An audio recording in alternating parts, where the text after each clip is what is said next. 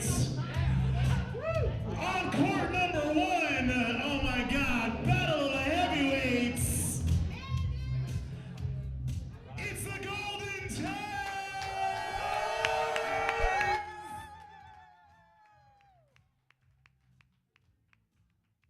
over here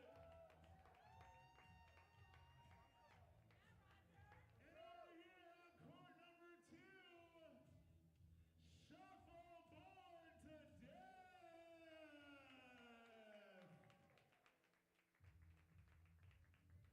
And making their very first appearance at the motherfucking banquet, the bells of the fucking ball, it's the Food Court!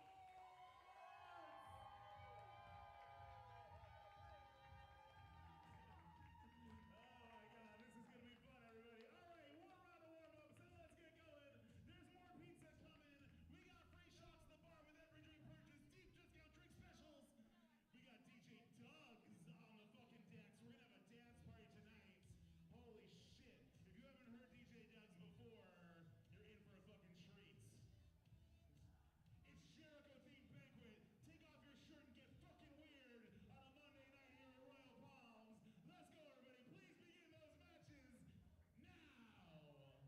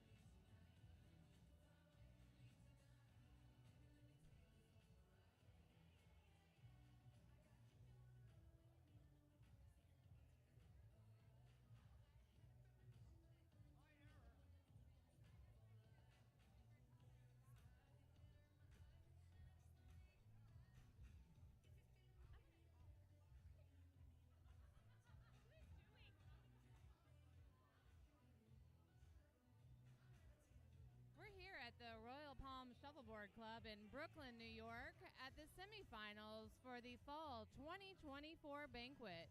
On court one, we've got the Golden Tangs facing off against Ting Tang, Walla Walla Bing Bang, two teams that have been here many times before. Couple of favorites. We haven't seen the Golden Tangs at the banquet in a couple seasons, so we're excited to have them here. On court two, we've got Shuffleboard to Death, who is pretty much here all the time. And then for the very first time ever, we've got the Food Courts making their banquet debut. So super exciting to watch them play today. Really fun team. It's going to be a good day here at the Royal Palms. Everyone's celebrating beloved manager Jericho Davidson as he departs after 12 years of working here at the Palms. So you're going to see lots of big cats and tats tonight because that's what Jericho is all about. You might even see a little skin if you're lucky. So stay tuned for shuffleboard and fun.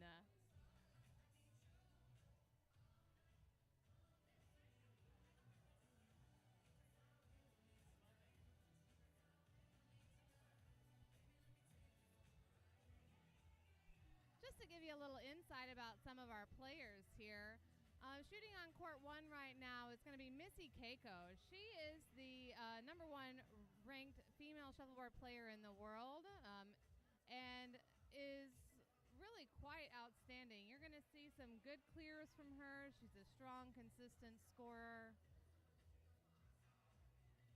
Looks like she'll be facing off against Roger, beloved Roger here at the club. Hard clearer, point scorer.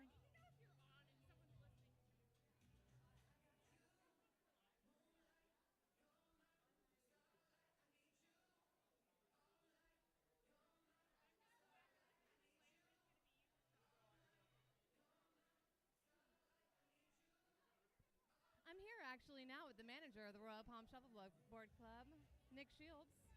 Tell us about your favorite thing about Jericho. Oh my God, about Jericho. I'm not drunk enough to get into my emotions yet today. All right, then let's talk about shuffleboard. What's your prediction here on court one with Ting Tang, Walla Walla, Bing Bang, and the Golden Tangs? I think I have to be pulling for the chosen one, Missy and Jeff, about to pop out the first shuffleboard baby coming from the club. They're going to be touching to have a 7-month pregnant woman win a championship here tonight, which is amazing. Couldn't agree more. Rumors are being had that baby's name is going to be Nasty Hides. So we're getting a little baby Nasty here in just a few months.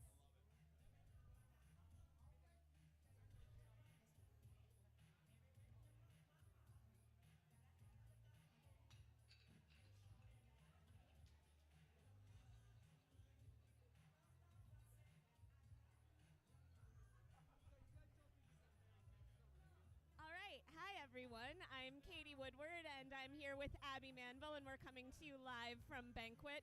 The crowd is forming, the music is blaring, and play has already started. We're watching 2 games right now. We have the Golden Tangs and Ting Tang Walla Walla Bing Bang on court 1, and the Food Courts and Shuffleboard to Death on court 2. Happy to be here, Katie. Glad to be here with you. We're super excited to see some repeat people showing up to, earn that championship again. But we've also got a very exciting new team representing tonight. Food Courts has never performed in Banquet. They're really excited to be here. They played incredibly yesterday, very consistent, really played a clean game, and their genuine excitement and tears and celebration was very exciting in the club yesterday. So we're excited to see who's going to take each game and move into the finals today. Yeah, and just another note on the Food Courts, it was actually their first time making it through even the group stage of playoffs, so making it out of the first group of 32. So we're really excited to see them all the way here at Banquet. You'll love to see it. So here on court 1, as Katie mentioned, so we have Golden Tangs playing black for the first game, and we have Ting Tang Walla Walla Bing Bang playing yellow in the first game. We've got Henry and Missy representing Golden Tangs, and Ariana and Roger representing Ting Tang. A little bit about our friends on court 2. Looks like we have Brittany and Eric playing black for Food Courts, and we've got Ben and Papa playing yellow for Shuffleboard to Death.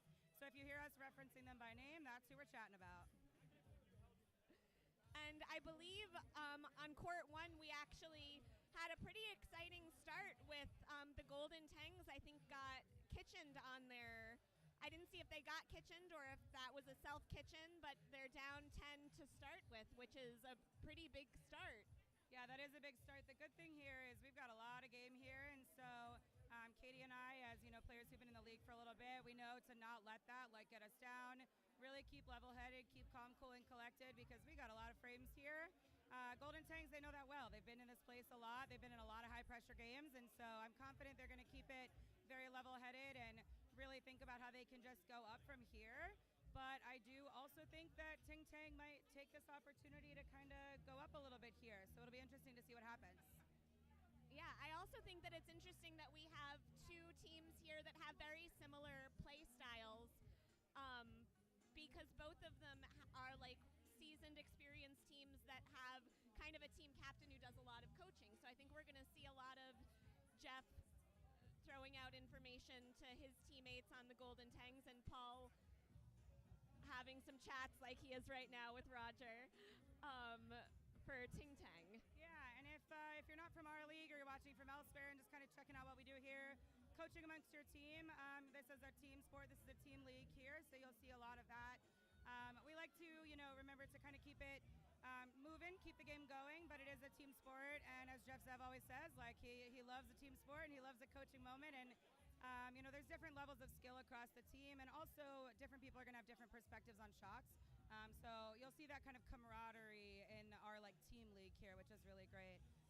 The one thing that's not allowed is walking down the court to talk to your teammate who's playing. You're not allowed to walk down the court, and people have very strong opinions about this. So if you see it happen, you might also hear people booing it. Yes, definitely. I think that takes up a lot of time. And kind of can impact the play of the game. Additionally, if you're trying to communicate something to your teammate across the court, you can do some pointing, some gesturing, and ideally you've, practiced and played with your team enough and communicated enough that they're able to pick up what you're signaling to them, and that's just kind of like part of being on a team together. So ideally you've kind of worked out those hand motions and things. So we'll see if we see any of that come into play. Let's talk about court 2 for a minute. It looks like we also had an interesting frame take place there. So looks like shuffleboard to death on yellow went up 7, with food courts on black getting a kitchen or a -10. So we've got a 17-point swing after one frame in that game. So it'll be interesting to see how they shift their play. Do the food courts get aggressive already? It's only frame 2. Or are they just going to keep it cool and not let it, make them sweat? Yeah, it's interesting that we've started both games with a stolen hammer. Stolen hammers all around for frame 1. Yeah, that's pretty unusual.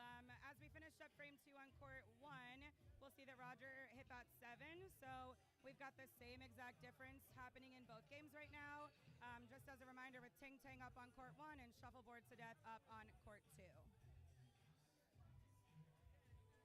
And now Eric's going to try to knock out, and whiffs past, and that's rough. So he whiffed past that scoring 8, and he landed himself in the kitchen. So sad, because that was clearly the right speed, where if he had hit the biscuit, he probably would have stuck it and gotten the yellow biscuit into the kitchen. And then that was a self kitchen. And then a self kitchen on yellow. So that is an odd way to come up 8 points off hammer. I'm wondering, Katie, if the courts are a little bit sticky today. The speed changes and shifts depending on a lot of things, how things are waxed, how recent or often things have been waxed. But I'm seeing a lot of sticking happening in places that people aren't expecting it to, so we just had to stuck clear on court 1 as well. Coming in, trying to clear the disc and just instead replacing it, which we know is just sort of a frustrating shot, because it can feel a little bit like, that was sort of a waste of that disc, is how, we would reference it. So I'm wondering, they might be a little sticky today, and we might be seeing a lot of that happening.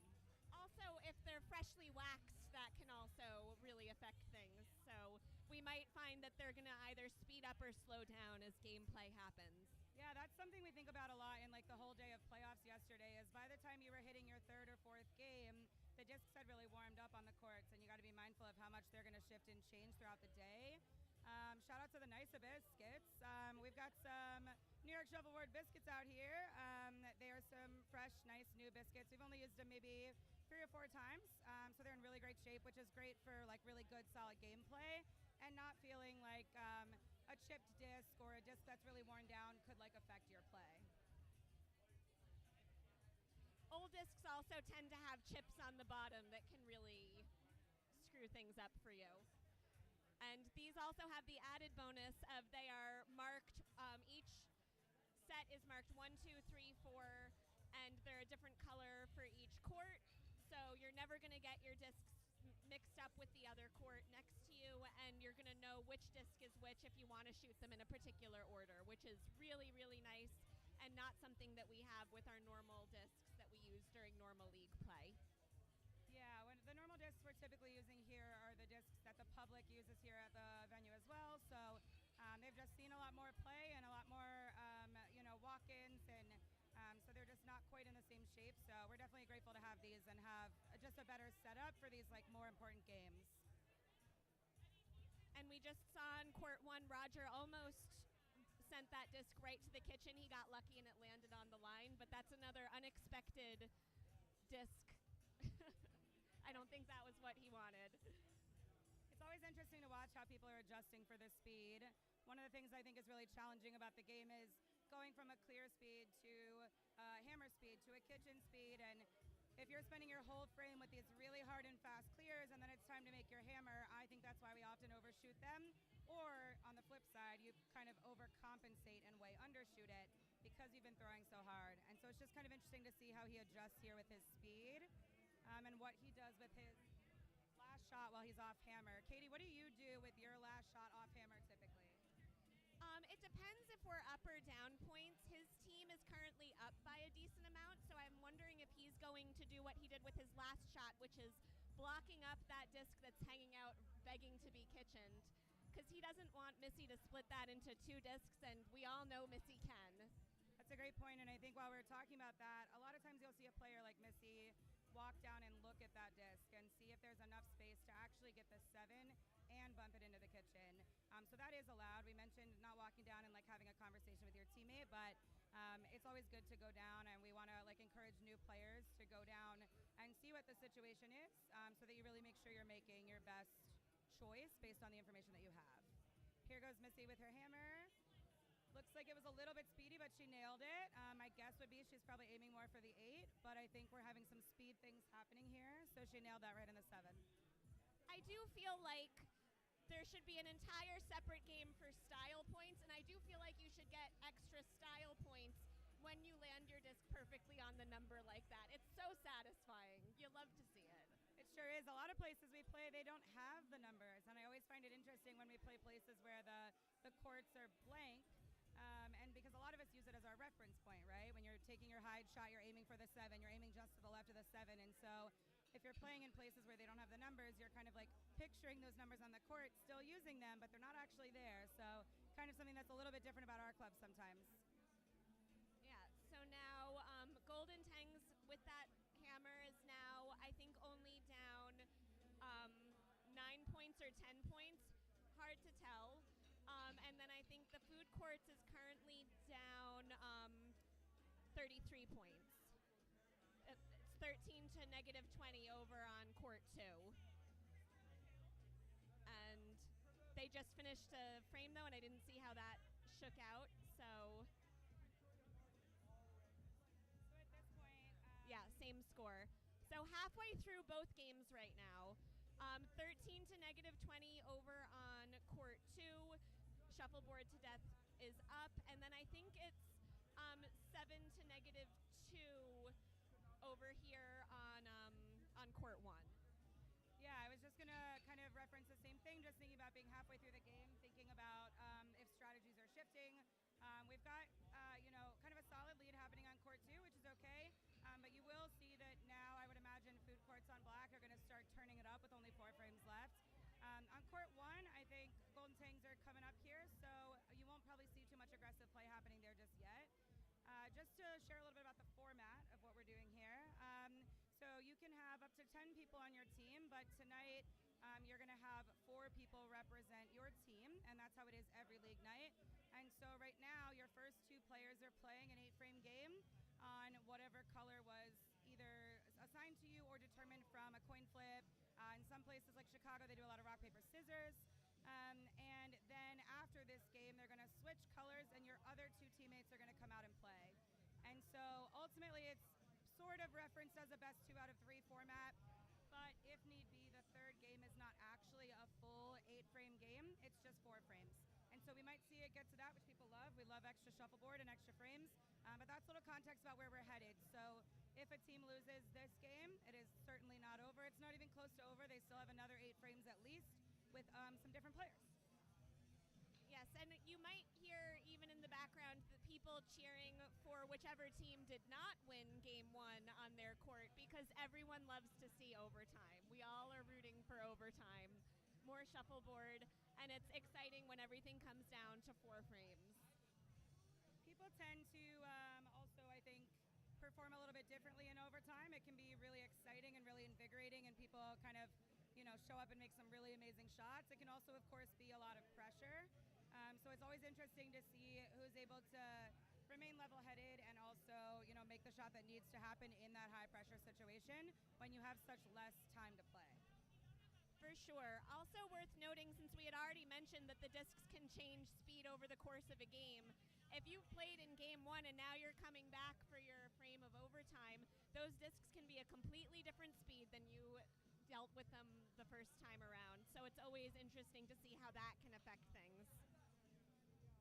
It'll be exciting tonight to see who shows up in the finals.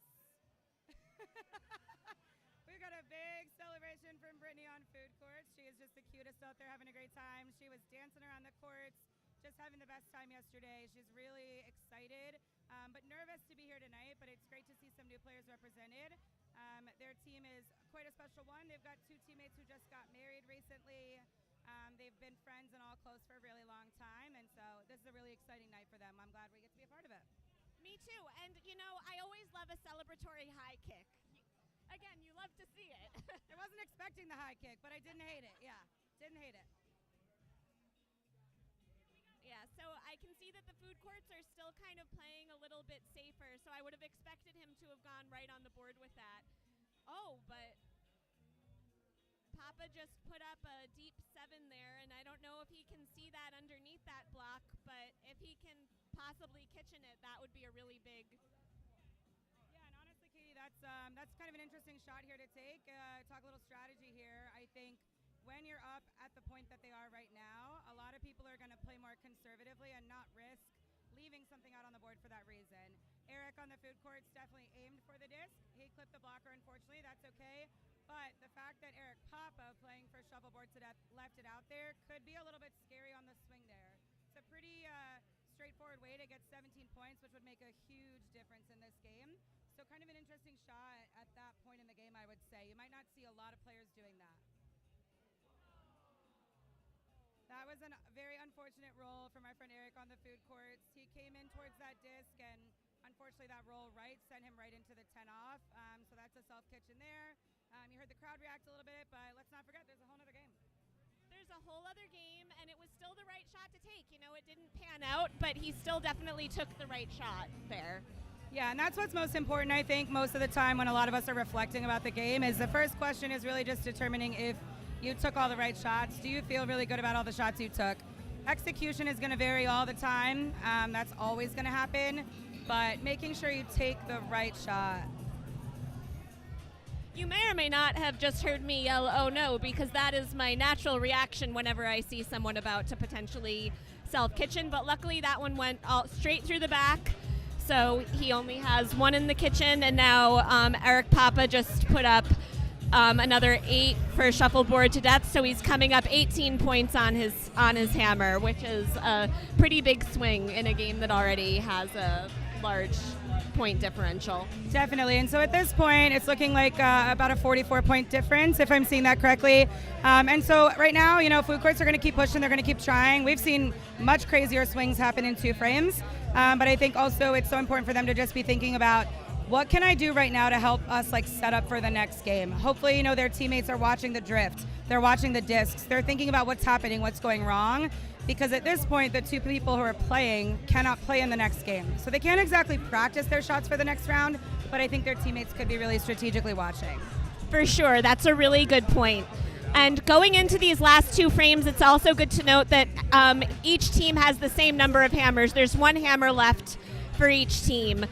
And so we have a closer game here on court 1. That's only a 13-point difference, which is really nothing in terms of 2 frames especially.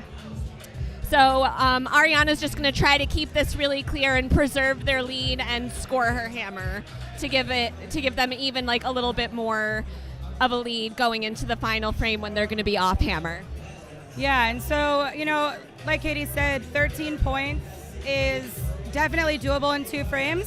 I saw a lot of games yesterday that had a big swing in 16 frames 16 points or 17 points sort of at the end.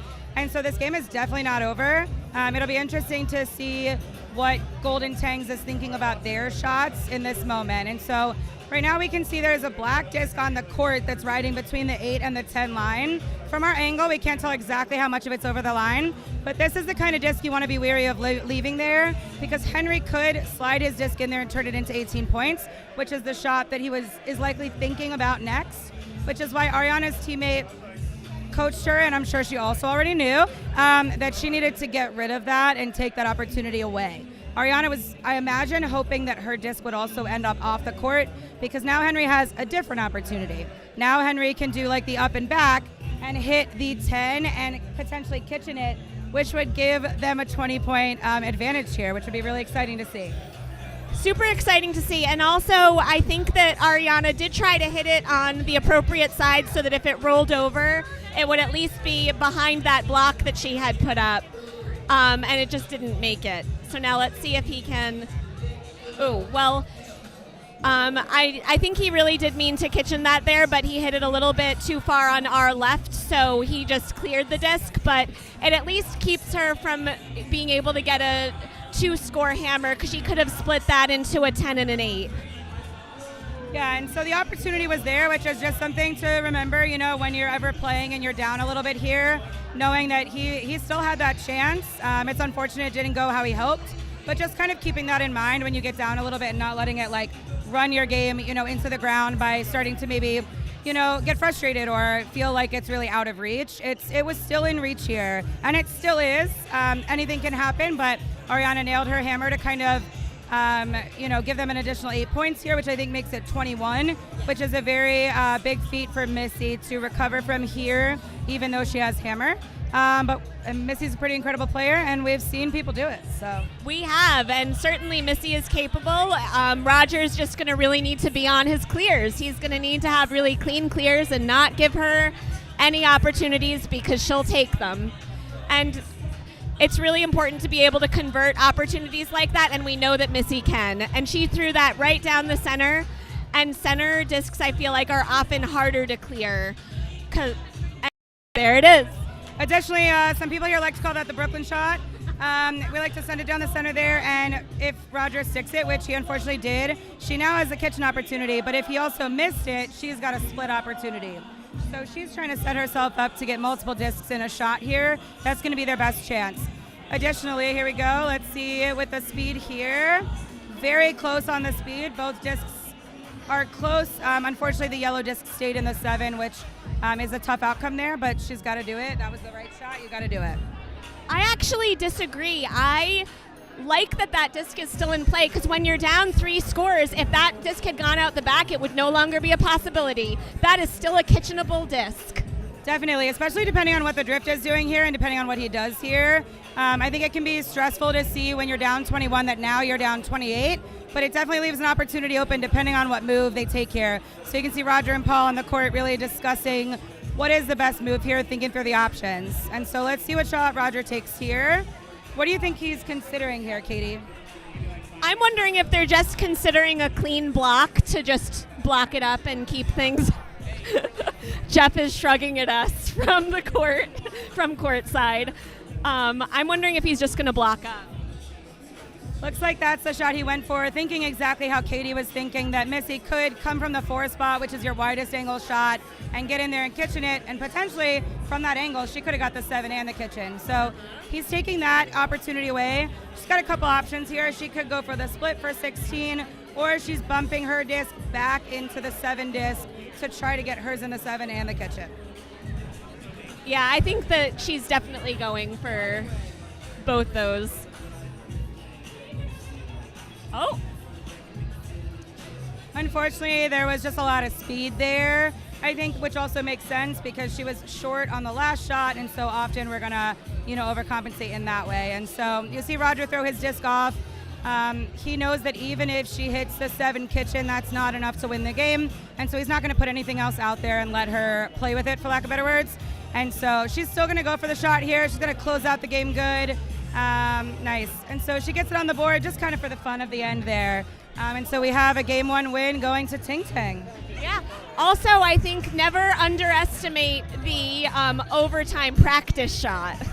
Assuming that your teammates pull out a win in the next game, you might need to make that shot in the last frame, in your overtime frame. That's a great point. And so we were obviously a little more focused on the commentary for the game that was a bit closer, but you can hear Jonathan Schnapp announcing the winner is Shuffleboard to Death on court 2. And so they have switched their players out here, and they're taking some warm-up shots to get ready for the game. So we have Shuffleboard to Death as a winner and Ting Ting as a winner, but anything can happen, and we'll see what happens here. Always exciting to swap off, and now that we know how Game 1 turned out, and know who we're rooting for in Game 2 if we want overtime to happen, which of course we do. So everyone's doing their practice shots now. Everyone gets 4 practice shots with the discs that they are going to be using the whole game. So you'll notice that the players at the head of the court to start with are going to take their 4 shots down, and the other 4 players are going to take their 4 shots back. So everyone will get some practice.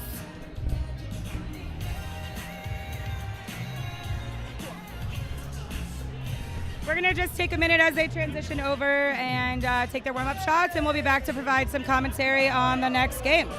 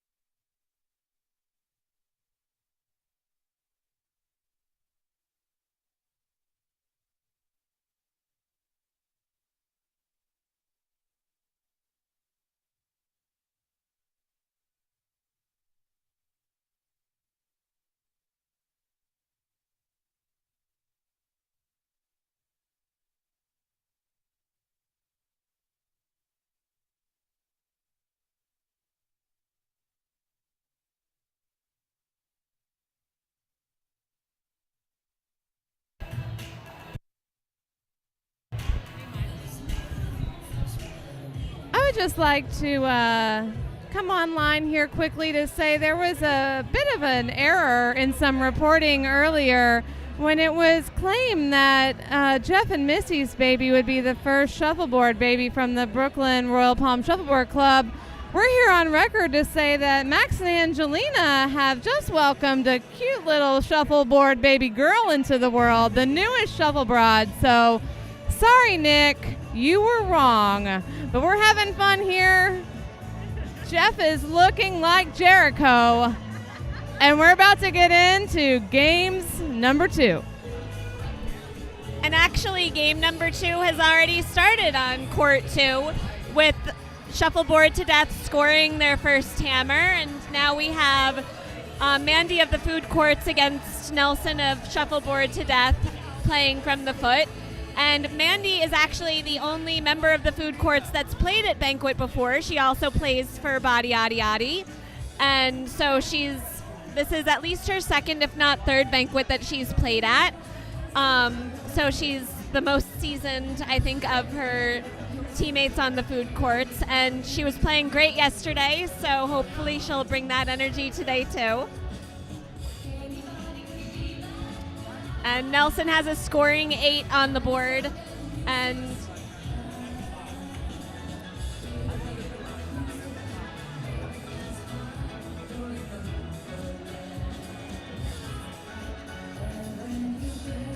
he blocked it up. So I think that Mandy's best bet is probably going to be putting up an 8 on her own side to just balance out.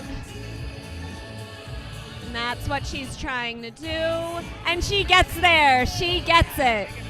So 8-8 going up on the scoreboard, making it 8-15 over on court 2. And we're in frame 1 on court 1. And since we've swapped now, Ting Tang is playing on black and Golden Tangs are playing on yellow.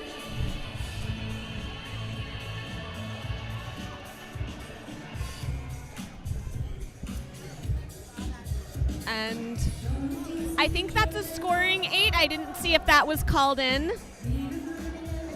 It's in. So Jack's trying to clear that up so that he can do something with it. And I think that now John's going to be trying to put up another block right in Jack's way. It'll be exciting to see how these games go. We're starting off with a pretty close game on court 2. And of course, we're just getting started on court 1.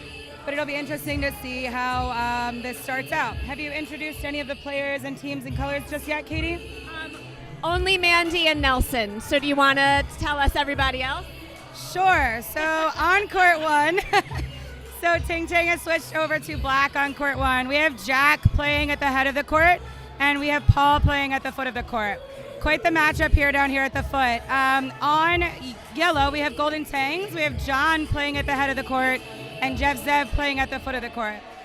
Jeff and Paul is a very fun matchup here. A lot of people are going to be looking forward to watching this just because of the time that they spend here, the time they are spending in the community. They're two people who travel to tournaments a lot, and so they have a lot of experience. Moving over to court 2, we have Maddie playing on black for Shuffleboard to Death and Nelson. And then our ladies on court on yellow from the food courts. We have Mandy and Carrie. Thank you so much. Hard to see from here. And so those are the 8 players we have right now. Again, these are the alternate, like not alternate as in second, but just alternate part of your team that didn't already play. And so none of these players were in the first games, in case you're watching from somewhere else. And just want to be clear that we have 8 new people out on the court right now. Thanks, Abby. And I did shoot that over to you because I did not know everyone's names. So I made that your problem. So thanks for handling that for the group. All right, let's maybe talk a little bit here, Katie. Let's see what we're going to see here from Paul and Jeff at the foot of court 1. And so in Paul's first...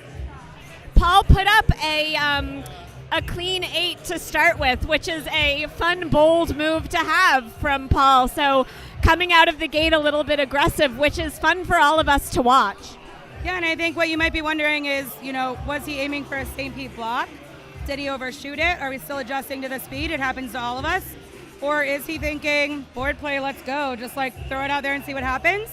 Jeff is a very, very consistent and skilled player, and so personally, if I'm playing against Jeff Zev, I'm wary of putting anything out on the board. What do you think about that shot there, Katie? What do you think he was going for? I am wondering if he was going for a kitchen. It seemed by the speed that it was slow, so I don't know if he was trying to just clear it. I'm not sure. I'm also wondering if because they won game 1 that he knows that they already have 1 game of insulation. Their worst case scenario would be overtime, and I'm wondering if Paul wants to put on a bit of a show for us, and I'm not mad about it. That's a really good point. Given the context, it's important to keep in mind that this is game 2. So he does have some flex here to get a little bit more aggressive and play a little bit of a different game. It'll be interesting to see if that's how he continues to play the game. Or if he might, pull back a little bit and go back to a little bit more of a classic play. Only time will tell. And what's happening over here on court 2? We've got 8-15. Oh! Actually, coming back to court 1, because that was just a big shot. Paul kitchened Jeff's 8, so now he has an 8 of his own scoring, and Jeff's in the kitchen. What do you think that Jeff is going to do now? So I think there are some options here. Again, I think context here is, it's only frame 2. Some people are going to go hit the 8 back into the kitchen, try to get both. It might be a little bit early for that, so he might just focus on getting one or the other, likely the 8. It looks like he went speed for both, and it was very close, honestly speaking. He definitely was thinking he could use that as a backstop to get the black disc actually into the kitchen to replace, which makes a lot of sense, especially if you at least overshoot. You want to really risk undershooting there and ultimately giving them additional points. And this is maybe something that Jeff doesn't have to think about so much, but for us mere mortals who've been playing for a little less time, a kitchen is harder to clear out than your top disc is going to be. So even though the kitchen has 2 more additional points, you're more likely to stick it and leave it there. So it's usually safer to go for the top. So that was an unfortunate outcome of that shot. Paul went in with kitchen speed again, and what he actually ultimately did was use Jeff's disc to knock out the one that was in the kitchen, and the one that's out there now is on the line. So he actually canceled out those 10 points that he got, which is just an unfortunate outcome. But Jeff goes in and sticks the 7 on his hammer. So that's a pretty big shift in that frame from Paul having 18 points on the board to Jeff ultimately ending up with 7. So well played by Jeff. I'm sure Paul is going to get that shot the next time and maybe every time after that. So it'll be interesting to see if they keep playing a board game like that. It's fun to watch. Yeah, Paul definitely chose chaos in that frame, and I'm really enjoying it. And over here on court 2, we have the food court's 8-23 on shuffleboard to death. And now they're going into the 5th frame, so they're halfway through game 2. I think it's worth mentioning when we think about the scores, so we think about 8-23, and if you're newer to the game or you're watching from somewhere else, that's a 15-point difference, which can feel like a lot right now, but we like to think of that as 2 scores. You might even actually, if your personal opinion might be that that's 3 scores, thinking about that you would need 3 7s to overcome 15, but also thinking you just have 2 8s to overcome that. And so really thinking about it in that way, being down 15 in this game, you can make those 2 scores up in one singular frame. And so I think just always zooming out in the moment and not just like seeing those numbers and panicking is really valuable. Thinking about how many hammers do you have left, how many frames would it take me to earn back 2 scores. For sure, and I've seen pretty easily people have 21-point frames. I've seen as much as 28-point frames off hammer, where people have come up 28 points off hammer. So I know that it's possible. I know it can be done. Is it likely? Maybe not, but I think it's good to know that it's possible for sure. That's a good point. I think a big part of the game is psychological, and that's where, it's a lot of the conversations I hear around the club are just, we get in our own head. You see that number getting, you see that like discrepancy getting wider, and it starts to really impact your decision making because, of course, you want to win. But you got to, as much as you can, level it out, really think about it, think about the fact that it's possible and not give up.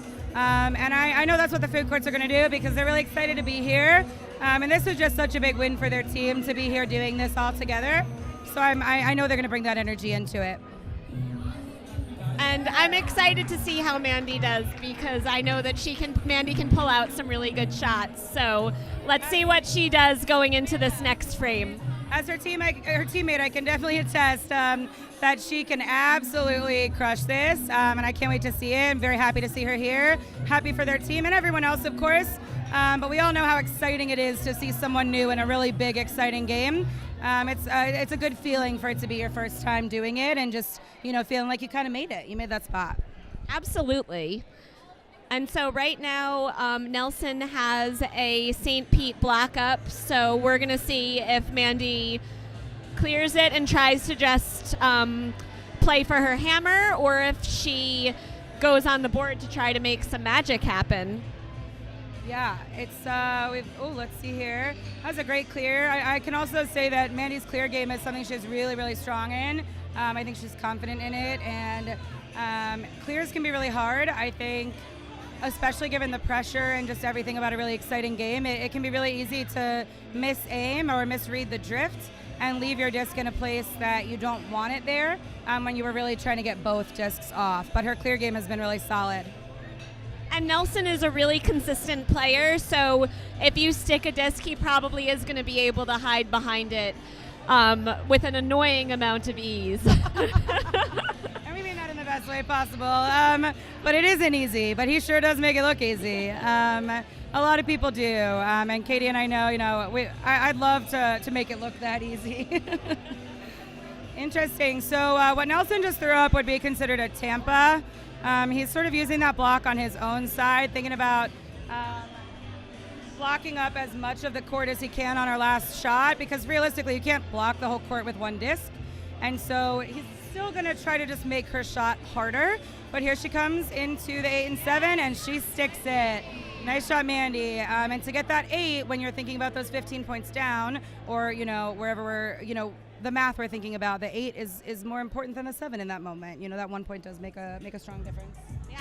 And now it's just a 7-point difference with an equal number of hammers left. And that's really a pretty small gap that they've got. So it's absolutely still possible, still hoping for the food courts to pull this out. That hammer was huge for them. They needed that.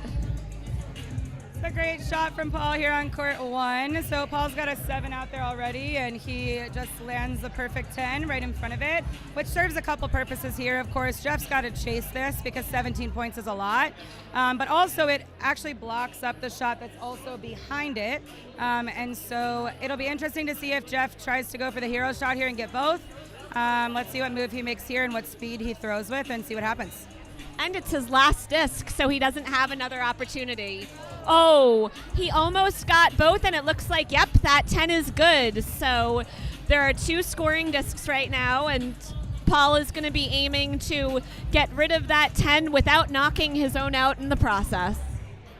Yeah, and that's a good perspective on that shot too, Katie. A lot of people are just going to be thinking, oh, Paul just clears the 10. But where the 10 is, if Paul hits it a little too far to the left, it could take out his own disc in the back. And so those shots can be particularly stressful when you're really trying to think about the angles. For sure. And he does it. Which, it's Paul, so no one's particularly surprised. They've got a lot of strength here in these teams. We've got some international players who Missy was previously the #1 women's player in the world. She was playing for Golden Tangs in the first game. I believe Paul was the second place player in the world last year, and I believe this year he was 5th or 7th. So also still amazing. Lots of people play from all over the world. Jeff has also played in the internationals. A few of these people have shown up there and represented Royal Palms in Brooklyn really well. Eric Papa has also played. And so, yeah, a lot of these players out here are playing a lot. They're traveling around the country to play and just representing wherever they can. And over here on court 2, the food courts already have 7 scoring on their hammer, and now they have an opportunity to get another disc scoring. And they almost knocked one of the shuffleboard to death discs in, but they didn't, so they came up 7. So now it is a tie game over on court 2, which is super exciting. So Nelson needs to score his hammer to win it. So just popping back over to court 1 as they kind of reset on court 2. We're at a tie game over here as well. So this is pretty exciting. Of course, court 2 is quite a bit ahead. They're 3 frames ahead of where court 1 is. And so let's talk about the last frame on court 2. Mandy's throwing up a block on the right side of the court to prevent Nelson from being able to score his hammer on that last shot. Nelson's going for the clear here. He does get her disc off, but leaves his. What do you think Mandy's going to do here? That's tough because that block could really be for either her or him. So we'll see if she tries to hide behind it or if she puts another block on top of it. But if she tries to put another block on top of it, it's going to be tricky because that disc is still there for him to potentially bump into points. So it's a kind of no good choices option. Yeah, I think the fact that shot is there and can be bumped in is really interesting versus being a high shot. And so it looks like Mandy went for the cross court. The drift looks like it pulled her a little bit into the center. But they're having a great time out there, having so much fun. Nelson comes in with what looks like a little bit of kitchen speed to kind of seal the deal. He does not get the kitchen, but he does get the 8. But this gives Mandy an opportunity. A really big opportunity. She could potentially go for 2 discs here, which I think she's going to do. So definitely trying to kitchen that disc. And if I'm Mandy, I'm hitting that disc on the right side in the hopes that I get a nice little roll and my scoring 8 ends up behind that block. Let's see, here she goes. Looks like she's got the speed for the replace 8, and it looks like she was trying to use that backstop back there and kind of kick the disc across, which I think was an excellent shot, and she was very close. I think realistically that was a great shot. Nelson comes in pretty hot with a clear there. He gets it and gets both off the board, which helps him here so that she doesn't have an opportunity to go for him. So what do you do here on this last shot, Katie? This is tough because Nelson's a really good clearer. So if you think that you have a shot at hiding behind that disc that he has scoring, I kind of feel like you have to go for it. I feel like blocking up the board, you can't block up too much of it. Even if she blocks up the left side, he can bump. She's blocking up the left side and making him have to score his hammer, and I think he's probably going to go for either a clean score on either far side or the bump. Here he goes with his shot, just like Katie said, going on the wide side, and he hits it right into the 8. And so that is a win for Shuffleboard to Death, which gives them the win in 2. Congratulations, Shuffleboard to Death. But of course, the rest of us are disappointed because we have been robbed of overtime, which is always sad. But there's still the hope for overtime on court 1.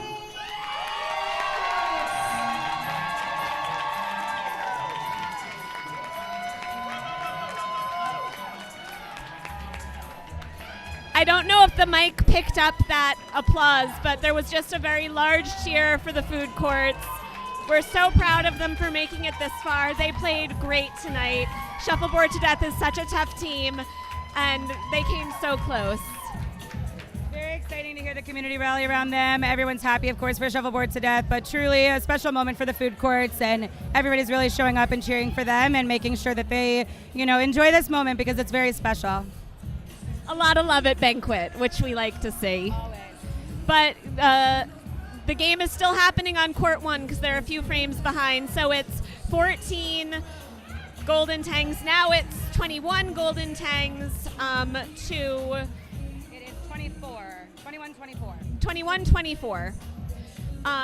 So the Golden Tangs are down by 3 with an equal number of hammers left. Each team has one more hammer left, and it's still very much anyone's game. 3 points is practically nothing. So having a nice, tight, exciting game, always fun. Definitely the most kind of exciting shuffleboard to watch. And so heading into the last 2 frames, just noting that black shot first here, so yellow's got the final shot of this frame, and then yellow will shoot first on the last frame, giving black the last shot. A lot of people think that last shot is really, really valuable. You do have an equal number of final shots, but a lot of people really like to have the control in that last frame and sort of know that they do have an option there at the end if they need to make up the points. And because of the format, if you are playing black in the second game, you also get the final hammer of overtime. So a lot of people are going to choose to play yellow in the first game if they win the coin toss, which is what we saw at the very top of the game, of both games, was the winner of the coin toss on both sides picked yellow. And so if Golden Tangs pulls out the win here, which is the team playing yellow, that will be it for this court, which means we won't have any OT in the semifinals. But if Ting Tang on black here, I apologize, I'm saying that backwards. If Ting Tang pulls out the win, we will not have any OT in either game, which means moving to the finals a little bit sooner. But like Katie said, people love their overtime. So this is very interesting here to see how this shakes out, because it kind of means if we're heading into finals right now, soon in just a few minutes, or if we've got a little bit of time to see what happens. Yeah, we'll see. Jack is definitely playing it safe, not going on the board, not giving John any opportunities to get 2 disc scoring. It's sort of expected that that you're going to score your hammer, so he's making John score a clean hammer rather than giving him anything to shoot at and aim for by scoring his own disc now. So that's just blocking up the part of the part of the court that presumably he thinks might be easier for John to shoot on, and making him shoot on the side that is maybe a little harder to shoot on.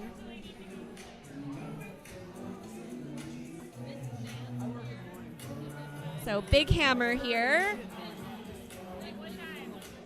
Oh, and that is just in. Wow. That is good, but barely. That is the closest to the line that could be without needing a line call. Yeah, and from different angles, it looks so close. People are like shouting, "No way," in the background, because it really looked like it was coming in hot to that center line. But that's a big shot there. So now they are Now they're up by. 8 to 24. The Golden Tangs is up by 4 points going into this hammer, with Paul having his final hammer. So Jeff is now going to do his darndest to keep Paul from that hammer. So Jeff's coming out here with the first shot of the final frame of this game. He's going for a typical St. Pete block on Paul's side of the court.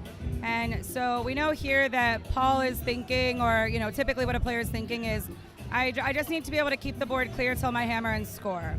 And so he comes in with a very gentle speed to make sure he doesn't stick the disc. He clears both. I imagine that's going to be his philosophy and strategy through the frame, and hit the hammer. Yeah, and I do feel like Paul tends towards doing more gentle clears. Paul isn't someone who really clears with violence. We do have some violent clearers here at the Brooklyn Royal Palms, and Paul is not one of them. And I think that can maybe sometimes help with changing speed from having to score, like clearing to scoring. That's such a great point. We were mentioning that earlier. I myself am like a pretty quick, not super hard clearer, but a lot harder than that. And that's why I think the switch is different. You make a great point. If you can nail the clear on a smoother, more finessed shot, it's actually helping keep you closer to the speed of the other shots. I like that perspective. And now we have kind of a block for both of them. That's a little bit of a Tampa for either person, shooting really close to the line. And I think Jeff's going to take it. He does look like he's lining up from this wide 4-spot angle to see if he can come down and at least be partially hidden behind that disc and sort of just make Paul, have to react to that shot. And that's on the line, but it's also a potential splittable disc if Paul leaves it there for him. I'm wondering if we're going to see Paul shooting down his own side now to try to put a little bit of pressure on. So he's coming to check the angle from the other side. We encourage all new players to do that as well. Come look at the angle from Jeff's side and see how would Jeff hit that split if he was going to. How do I potentially take that shot away from him? For sure. And if Jeff does split that, it would be open on Paul's side anyway. So even if he gets both, Paul would then have some opportunities over on his own side. But it does look like he's going for his own score on his own side. And he gets it, but I don't think that that's hidden. I think that Jeff can see that. I agree. I think, Katie and I right now don't know the exact finesse of the drift. Like, we're not down there shooting, so it's hard to know coming around that block how much of that disc can he hit. And will he go for the clear here, or is he going to go for the boulder shot? If he's confident he can get the 2 scores, that's still going to, level out against Paul's 1 score, but it'll be interesting to see which move he makes here. Yeah, and John just gestured that he thinks that Jeff should go for the split. So John just voted recommending to go for the split. So he definitely has to either, go for the split or a clean score at least, if not knocking Paul's score out. He has a lot of options though, and he's going down to check the biscuit to see exactly where it is on the line. Jeff went down, he's back. I can't wait to see this shot. It's going to be a really exciting one no matter what he does, because it's big here. As a reminder, they have 28 points with Ting Tang with 24 points. We've got a 4-point difference here. Jeff's lining up. He loves a shot from the 4 spot, let's be honest. Let's see if he can sneak in here and make this happen. I imagine he's going to try to get the split and get Paul's disc.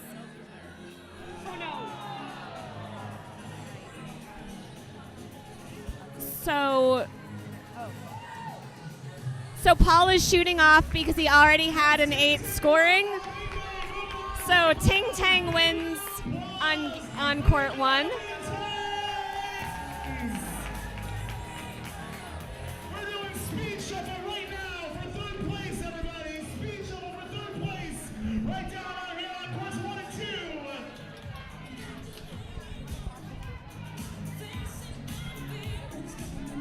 What to talk about?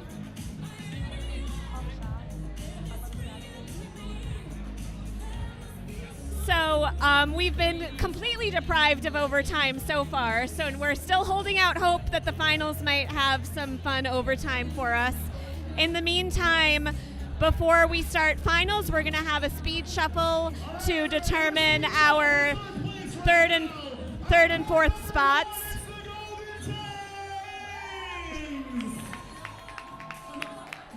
And on court number 2, it's the Food Court. All right, everybody, top scorer gets 3rd place.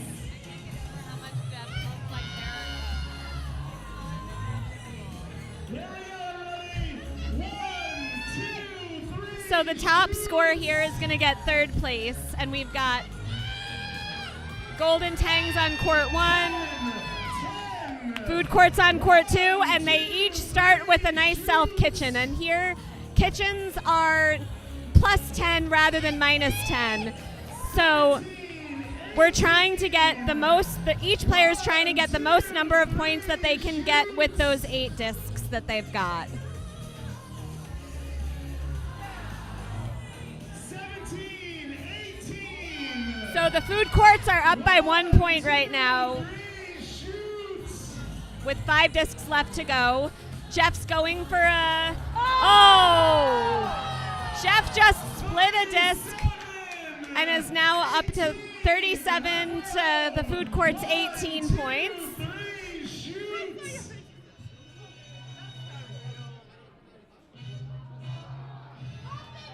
Okay, 45, 18. 1, we're up to 45-18. The Golden Tangs are in the lead, but the Food Courts have a very splittable disc there. 45, 18. 1, 2, 3 shoots. Right. Jeff continuing to split his discs. So he's got 60 points to 25 for the Food Courts with the last disc. Last disc, here we go. 1, 2, 3 shoots.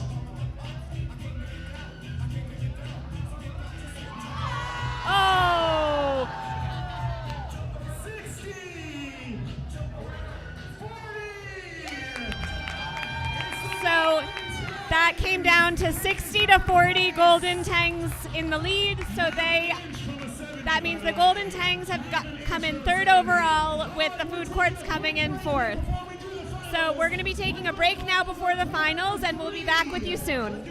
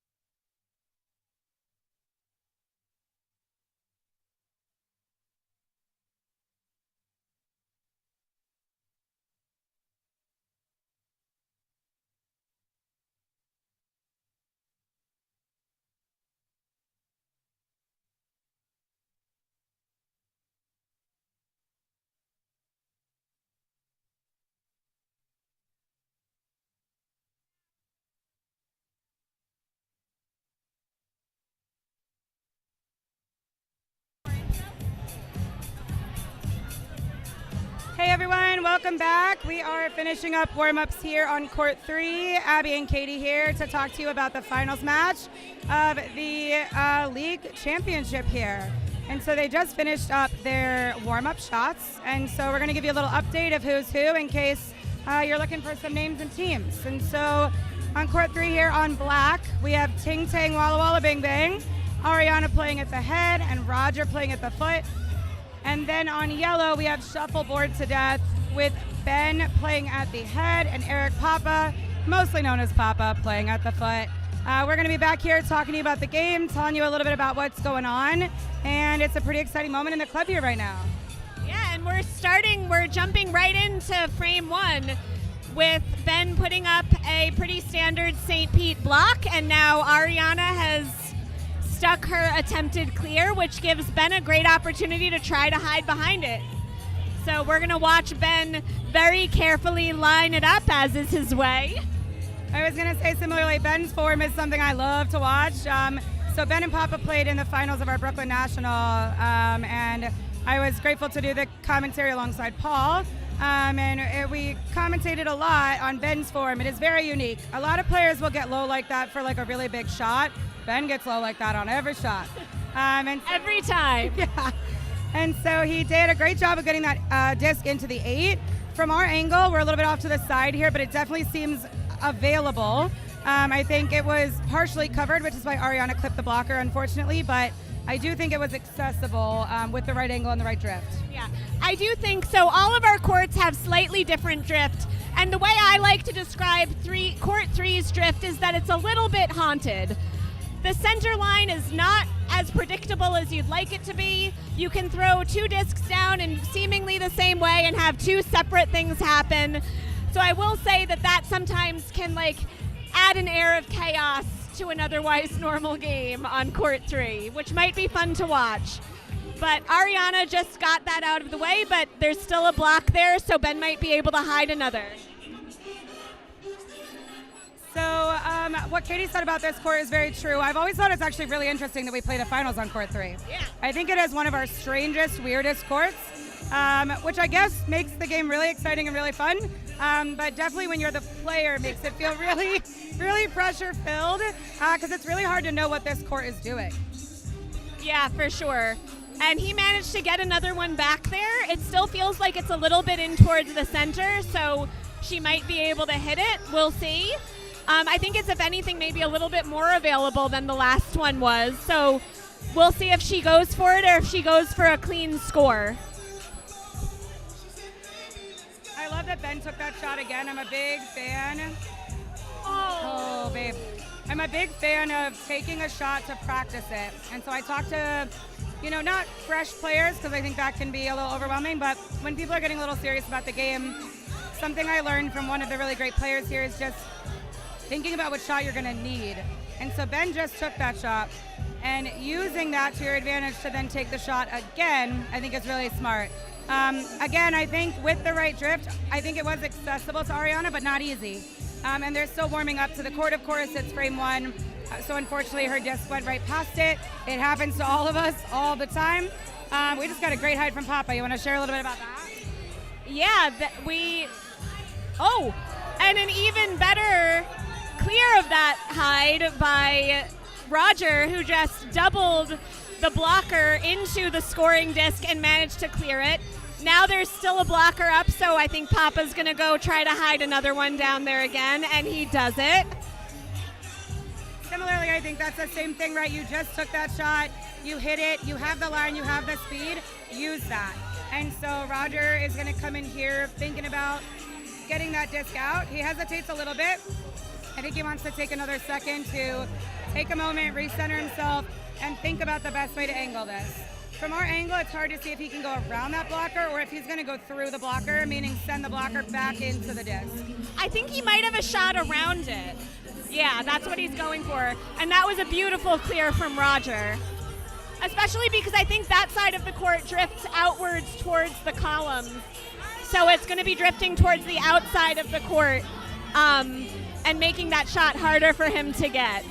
And now, I don't know if you all can tell, but there's definitely more of a crowd here for finals than there was for semifinals. So it's getting louder in here.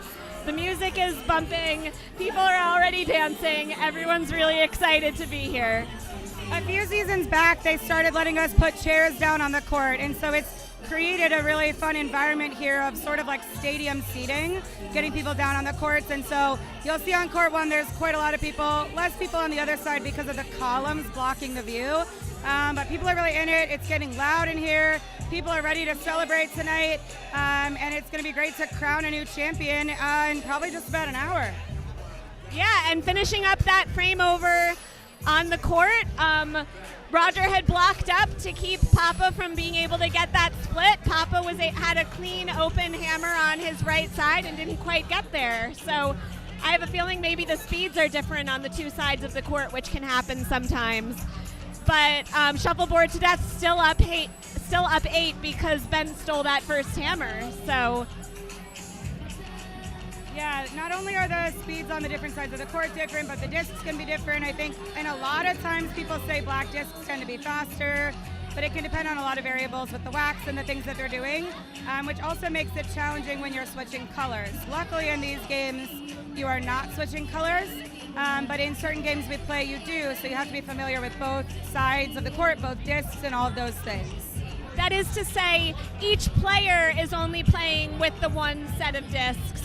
The team is going to be swapping colors, but your teammate is going to be playing on the other color. Mariana's got a nice smooth shot here. It looked really good. She was going for that hide behind that yellow disc. But the good thing about that disc is it's still usable. So this is kind of another example of what we were talking about earlier, where not to get down on yourself here. Is that the exact shot she wanted? No. But if it remains open, she can split that and get 16 points. And Ben knows that, so I have a feeling that he's going to try to get that out. Yeah, because he knows that that's a splittable disc and he can't leave that for her. But now because he stuck that instead of clearing it, it does leave Ariana with an opportunity to maybe kitchen this disc, maybe try to score a 10 on top of it, do something fancy. You can see them conferencing with their teammates a lot, specifically Ariana with Paul. I think that is like the culture of their team. They talk out a lot of shots. And so, especially with a shot like this, where Ben's disc could be used to make a 2-score frame or even used to kitchen or something, they're going to talk about it a little bit more and kind of talk through the options. And so she's lining up from the 4 spot, coming in towards Ben's disc. It did look like she was going for kitchen speed. It sailed just a little bit behind, barely out, but her disc slid over behind Ben's, so he doesn't have a lot he can do with her disc, which is good. Yeah, and so that was nice to go for a good kitchen plus. She made sure that she got all the way through and did not come up short. She would not have wanted to leave that disc in points. Don't score your opponent's hammer for them. It reminds me of something I was going to mention earlier, is just kind of the idea of making your opponent make the shot.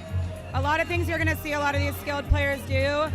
You might be wondering why they did that, and I think the perspective a lot is, I'm going to put my opponent in a situation where they have to make the hard shot instead of me getting too risky and maybe taking a shot that ends up detrimental to me.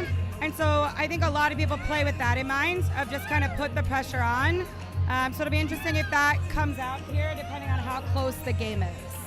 Yeah, I'm interested to see here if she goes for another kitchen, having just had that practice shot right before this, or if she goes for like a clean block. She comes in with a block above the tip of the 10, knowing that Ben has the final shot here. And she absolutely did not want to give him the opportunity to bump that 10 into an 8 and leave the 10 and get 18 points here, especially because they're already up 8. So that could be huge. Absolutely, yeah. So it looks like Ben's lining up to try to make a clean score on our right side of the board, which would be like the black side of the board, rather than trying to like bump his other one into points. And he makes it. Just barely makes that 8, but still it puts them up 16. They're 16-0. And now Ting Tang gets their second hammer of the first half of the game. And that was not an easy hammer to send across court like that around those discs. As we saw, it barely made it into the 8. Like, that was That was a tricky shot, but Ben is incredibly skilled. He's also just like incredibly consistent and also truly a lovely human being. Lovely human being. Sing some Ben Brown praises. But that was an excellent shot and not an easy one for sure. Shuffleboard to Death as a group is a really meticulous team. They're kind of like shuffle robots. They play really clean games, and they're very tough to beat. But Ting Tang is also a really great team full of really great players. So I think we have some good shuffleboard to see for the rest of these two games. Definitely. Wow. Eric Papa sends a really sick shot down behind that disc into the 7. It does look like Roger's thinking about coming between those two discs. A little hard to tell from here. He rolls his disc over, and only the 7, only the yellow disc is in right now. But similarly to before, that disc could be usable in the future. It's true, yeah. But I think that Eric's probably more concerned with making sure that his own disc doesn't have anything happening to it. So, and I think that with one block, he can probably block up both of those things. So I think that's what he's going to go for.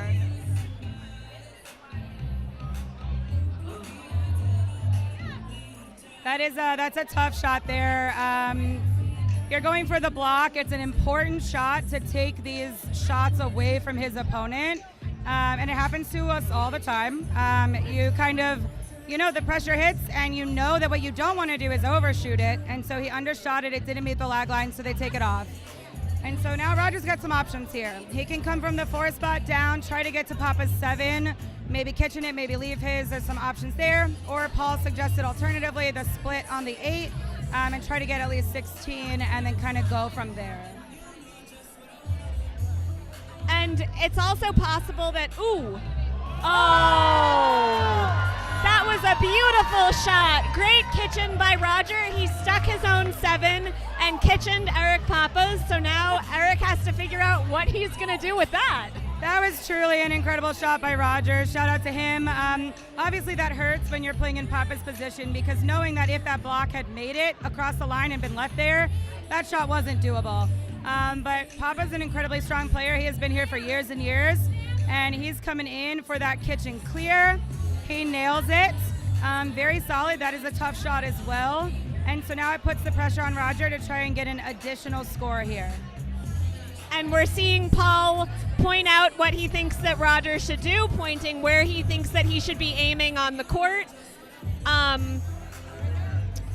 So this could be that is a huge hammer for Ting Tang. Roger just scores a casual 10 on his hammer. So they're coming up 17 points on that hammer, which means that they are now up 1 point when they were just down 16. Wow, Katie, I love shuffleboard. I love it so much. That was really exciting. Like we've been saying, we've got 8 really skilled players playing here tonight on these teams. It is just so exciting to see somebody go for a really skilled shot and nail it on either side. We're just happy for both of them. But to give them that 1 point up here, that was a massive shot for Ting Tang. So another shout out to Roger. That was awesome. Yeah, that was so much fun to watch. And this is also why we say that 3 points is nothing, because you can easily have a 17-point frame where it just has a big swing like that. So you can't count anything out. I love the roll that Ariana just did. She's going in for the clear, but she came in with a speed that gave her an opportunity to get a block out there. So she's kind of thinking one step ahead. And so Ben comes in. It looks like he's maybe thinking high 8, 10, kind of getting it out there and seeing how Ariana responds. But now it's interesting because Ariana really has 2 blocks that she can use, because that disc that Ben just put up, I think, could be used as a Tampa for her if she wanted it. It looks like she's maybe going cross-court behind her own block. And she is trying that, and she gets it. That is a good 7. Again, style points. She's hit exactly on the number 7. We love to see it. That was a great shot. Very composed, knew exactly where she wanted to hit it. From our angle, it's looking pretty directly behind that block. Again, we're off to the side a little bit, but based on the way Ben's checking all the angles, I imagine it must be pretty well hidden, or he might have chosen his shot a little quicker. And again, you cannot trust the center of court 3. The center of court 3 cannot be trusted. It's haunted. So That's always how I feel about court 3. I agree for sure. So Ben comes in for a bump. He definitely gets the 8. They're signaling that the 8 is in. The 10 does not look in from here, but it must be closer than it looks. Papa confident. Oh, Papa calls 3. Wow. Okay. So we have 18 points on the board for... There's disagreement. They're saying a different thing. 18 points on the board for Shuffleboard to Death with 7 points on the board for Ting Tang. Looks like that was confirmed as 3 discs. I think so.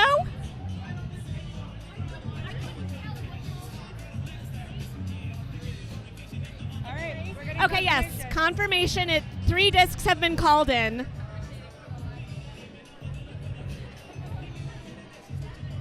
So now we're really talking about this shot, of course, because that was a huge split for Ben to get those. And so Ariana's lining up here from the 1 spot. She comes into,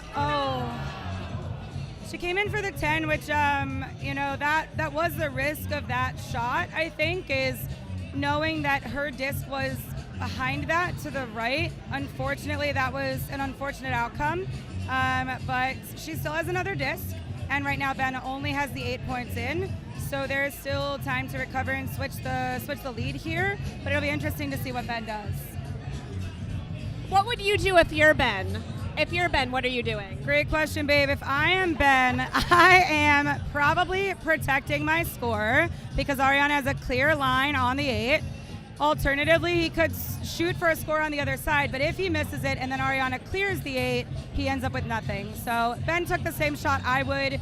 It's a more conservative shot, but it's important to protect your score because the reality is that Ariana could miss the hammer and then Ben's able to steal it. If she does make the hammer, maybe they even out. So I think that's probably my choice. Is that what you would have done too? Oh, I absolutely would have done that, especially because if she had kitchened his existing 8, if he hadn't blocked it up, then she could have ended up coming up 18 points here, whereas now she kind of has to probably either bump her own disc in, that one in the center, or try to score cross court behind her block, which I think might be kind of blocked up at this point.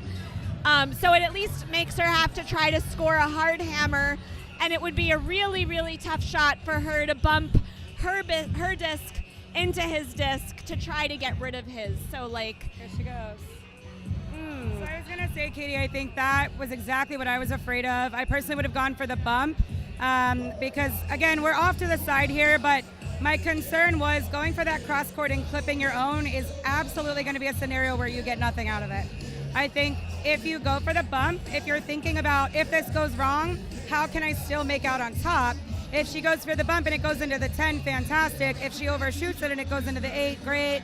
Even if she hits it from an angle and it goes into the other 8, you have a lot more opportunity for that to end up right for you. So I think I personally would have gone for the bump, but that can be a really hard and stressful shot for people. And I think she nailed that cross-court shot, so she was probably doing something she'd practiced, which makes a lot of sense.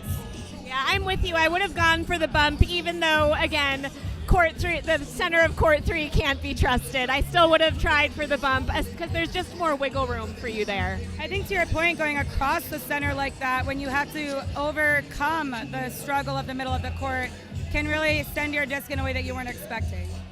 For sure. And now it's Eric Papa's hammer, so he's trying to keep the board clear to just score his hammer. Just trying to clear everything that Roger puts in his way.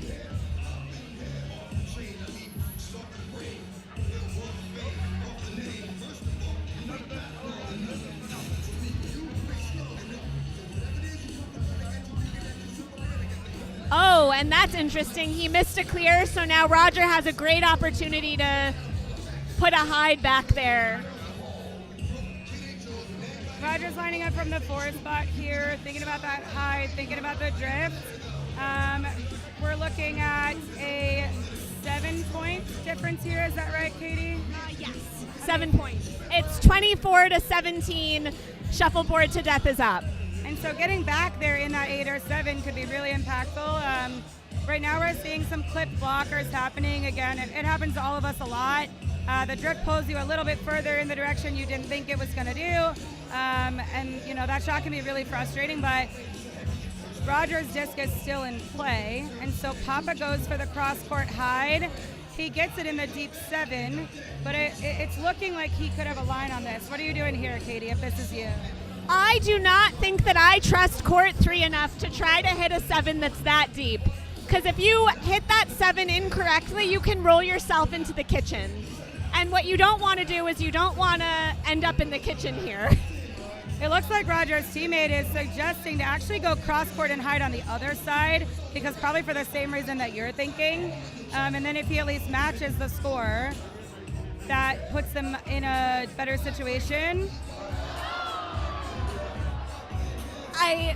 There's so few instances where I hate being right, and this is one of them. So he just clipped that 7 and rolled himself into the kitchen. Both of those are in, which means that Eric Papa already is coming up 17 in this, and he almost could have gotten another score there, but didn't. But he's coming up 17 points, which is another huge frame. Yeah, that was a tough break there. You know, Katie and I play a lot. We know that that's really unfortunate. That hurts because he's coming in for a shot that he could have got 17 points on, and unfortunately it went the other way. But there's still a good amount of game left. We've seen bigger gaps and bigger differences. I'm sure he's feeling that right now, but I know Roger's a very solid player, and he can come back from that for sure. Yeah, and Roger's someone where when he comes down, I feel like he tends to focus in and make better shots and when he's down. And we're seeing Ariana go right on the board here because they are down. It's 31-7 points right now, so Ting Tang is down by enough that they're just going right on the board, hoping Ben sticks something, hoping to get some opportunities. So we're back to Ariana here, playing up at the head. She's going to play a bit more of a board game here, knowing that they are down 24 points.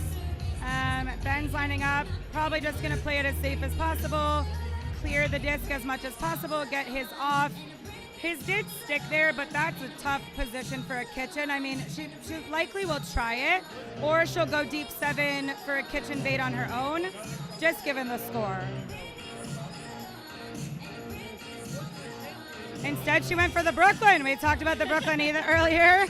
That shot right down the midline to kind of open up opportunities for yourself and see what you can do. Yeah, and I bet that because, and he sticks it. All right, that is a rare mistake for Ben. And now that gives Ariana a great opportunity. And so Ariana's kind of moving that disc around. She's thinking about the angles here, the drift. She knows she's got to go for it, and ideally she probably wants to roll her disc into the 8, get the yellow disc into the kitchen. The speed looks pretty good, and she gets the kitchen, I think, or it's very close based on the crowd reaction. Her teammates seem to think it was in. He's asking for a call, but the crowd reaction tells me that it is close. So it's at least close enough that we want an unbiased opinion. So Jonathan has been called out to make a call. So there's a little bit of a misunderstanding here that both people have to call the disc because you only bring in another person to call it if they disagree. And so that's what you're seeing just kind of unfold. I think there's just a misunderstanding of knowing that they both have to call it. And so he called it out.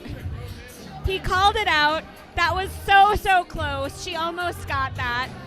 And so now Ben has a mostly open hammer. There is one disc in the middle that he could knock into points by accident. But otherwise, there's a lot of board for him to score another score on. And he does score 8 on his hammer, which gives us 39 points for the shuffleboard to death to 7 points on Ting Tang. So that is a 32-point difference, which is really rough for one frame. Yeah, and I think it brings us back to what we talked about earlier, right? There's a whole nother game. Unfortunately, this is a very tough place to be in. And so I think at this point, Ting Ting should be just kind of watching the drift, watching the shots, thinking about how they're going to overcome in the next game, and kind of just like keeping the perspective positive. But Roger's not going to give up. Eric Papa's going to throw off his first shot, of course, so that it can't be in play. Roger's still going to put things on the board and keep fighting and just see if anything, chaotic can happen. Well, and again, practice shots for overtime, because to get 32 points, he would have to put all 4 of his discs into the 10. He already hasn't done that. So mathematically, he can't come up 32 points with the discs that he has. So, but he's still going to use all of those discs because they're great practice. And so this is the last disc of this game. Roger's going to go for the board just for that last practice shot, that last fun shot. He gets it, 16 points. And so that is the end of game 1. Congratulations to Ben and Papa and Shuffleboard to death.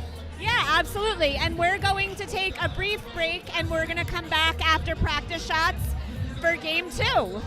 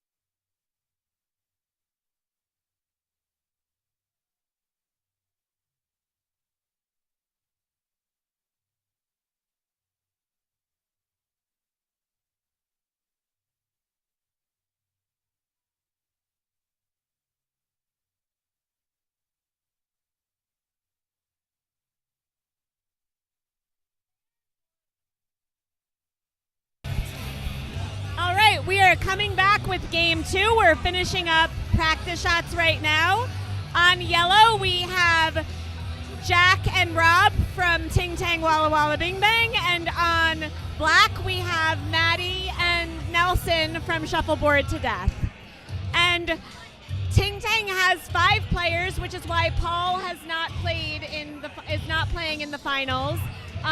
Rob didn't play in semifinals and is now standing in, and you can't see it, but Abby is making her shocked face because she's surprised that Paul is sitting out finals. But it's great that all of their players are playing tonight for them, and that they've rotated out. We love to see it.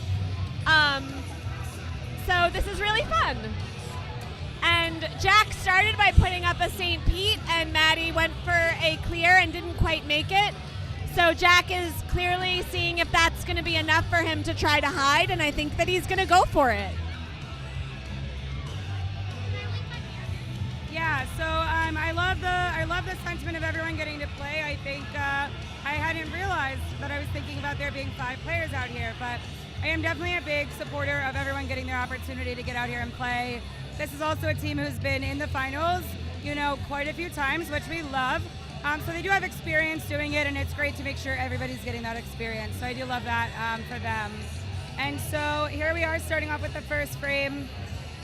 Maddie's black disc ended up remaining a block, and so Jack went cross court for a little bit of a hide situation. It's still in a good place, very close to being a 10 or being an 8, but it is on the 10-8 line.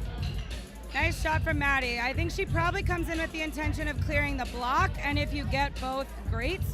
But ultimately, leaving that block there and allowing him to get behind it again is a place you don't want to be in. It is a little further out, and I'm not sure if on 3 how easy it is for him to get all the way into like the lower part of that 7 that he'd have to get into. And see, that's out. That's not a scoring 10. But it could possibly act as a Tampa if she wants to try to hide on her own side. What are you doing if you're Maddie here? It's a great point. I think with the block that she has out there, it's hard to use that as a Tampa. So I think I would have taken the shot that Maddie took, knowing she has the hammer. She came in pretty quick and unfortunately went on the right of the disc. It happens. But now Rob is suggesting, it looks like Rob is suggesting trying to come into the 8. I'm not sure if he's thinking bump the yellow disc into the 8 or actually just come behind that. It'll be interesting to see where Jack shoots. Yeah, sometimes the bump can be nice because you can use your top disc to block the bottom scoring disc. He actually ended up with a nice high 10, and the 8 isn't scoring, but that makes her shot selection kind of easy. Definitely, but what it makes hard is for her to score here, and so I'm a big fan of a high 10 on my last shot when I'm off hammer. I think when I was a newer player, I was blocking on my last shot, and looks like they're checking it. We'll update you as soon as we know. They called it in. What a fantastic shot by Maddie. That is a very difficult shot, and in that moment, Ting Tang's thinking like, we just stole their hammer. She's not going to be able to keep her 10 in there, so to get that in there is huge.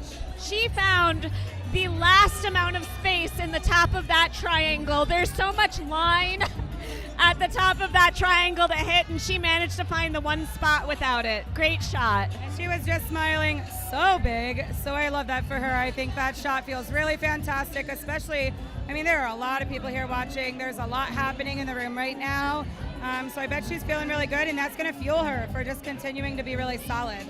Yeah, and that's a big, big first hammer, because a normal hammer you're getting a 7 or an 8, but to get 10 on your hammer is like, those 3 points can be really important later, 2 to 3 points more.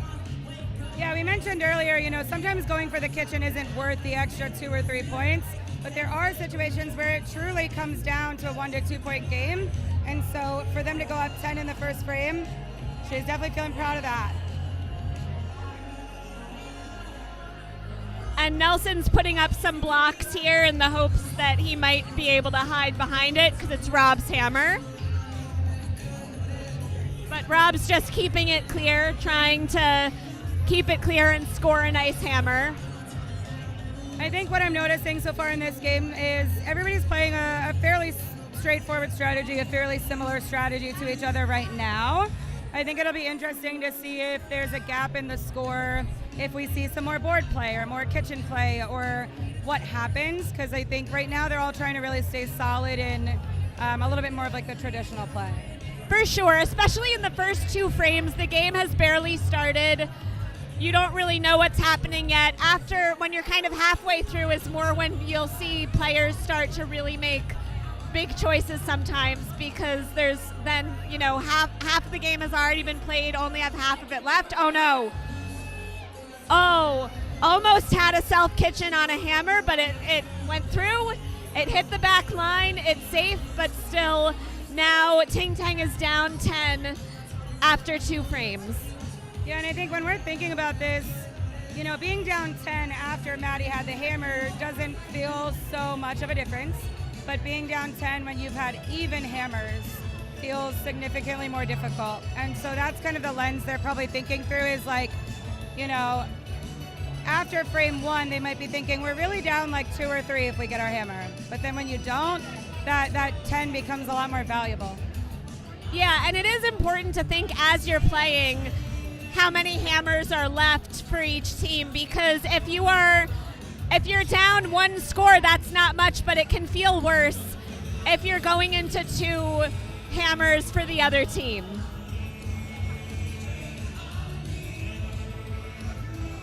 And now Maddie's just trying to block it up. Jack's lining up here for his shot. He's coming from the 2 spot, clearing out that high block so she doesn't have the hide opportunity. Shooting from the 2 spot, I think he's probably thinking about what you feel about the middle of the court, because I think most typically we see players shooting from like the 1 or the 4, kind of like the extremes. I don't think we just see as much of like a 2-3 spot shot. That's true. Can you explain a little bit about what you mean for our people at home who might not know what we mean when we say shooting from the 1? Totally. So when you're looking at your 4 discs sort of lined up straight across in the kitchen where you shoot them from, the 1 spot is going to be the closest spot to the center of the court. And then you work your way out. The 2 spot, the 3 spot, and the 4 spot is the furthest out to the alley. Shooting from each spot is going to give you a different line and a different angle on what you need. And so typically if you're going for Tampa, you're shooting from the 4 spot so you get your best line across. I love to shoot my hammer from the 1 spot cross court. Some people like to shoot it from the 4 spot cross court. But I think those 2 spots of the court give you the most significant angles, whereas the 2-3 spot, you're doing a little bit more straight shooting. And so we just don't see that quite as much or quite as often. So what you're saying is if I have to play you in singles and I'm going to block the court, I should block your cross court. Yes, I'm openly giving everybody advice right now on how they can beat me the next time they play me in shuffleboard, because that's how I am dedicated to the sport, Katie. I love that for all of us. Yeah. You know, I love a little friendly competition. We've actually, I don't think we've ever played in singles. No, only friendlies.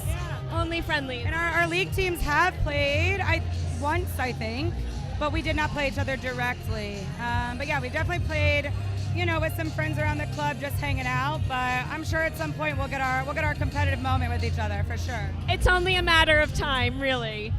And Jack's going to try to get a second score on his hammer, and he does. So he's coming up 15 points, which now means that it's 15 to 10. Ting Tang is up 5 points right now. But Shuffleboard to Death is about to have another hammer. Quick shout out for our Chicago people in the house. One of them just stopped by, gave me a big hug while we are commentating. We got some Chicago friends from our club visiting here. I think we got 3 of them at least in the house here. We love to, you know, build this community from club to club, and specifically from Royal Palms to Royal Palms. And so, yeah, we've got a little squad here cheering from Chicago. We love to see it. Absolutely. So happy to have visitors for, like, this is such a special event that we have every season, and we always like to have buddies coming in for it. Meanwhile, Nelson is mostly clearing. That last clear actually rolled into what's kind of a good Tampa for him. Rob might try to use it as his own Tampa, especially because there's a little bit of weirdness on court 3. So if he does manage to hit a score on the inside there, I don't know if he can do that with the drift. We'll find out. But it might be hard for Nelson to hit. And he doesn't He gets a scoring 8, but it is a deep 8 with lots of room on top of it for Nelson to, which is a scary shot against our friend Nelson. yeah, to stick a score and kitchen it, which it looks like is what he's going for. And he doesn't get it, so that's 2 discs in. There's a scoring 8 for Shuffleboard to Death and a scoring 7 for Ting Tang Walla Walla Bing Bang, and now Rob has an opportunity to really make things interesting. Especially because, yes, Nelson has the hammer, but if Rob has 2 scores on the left side of the court behind that disc, it's going to be tough to combat that. That is a tough drift situation there to clip that blocker.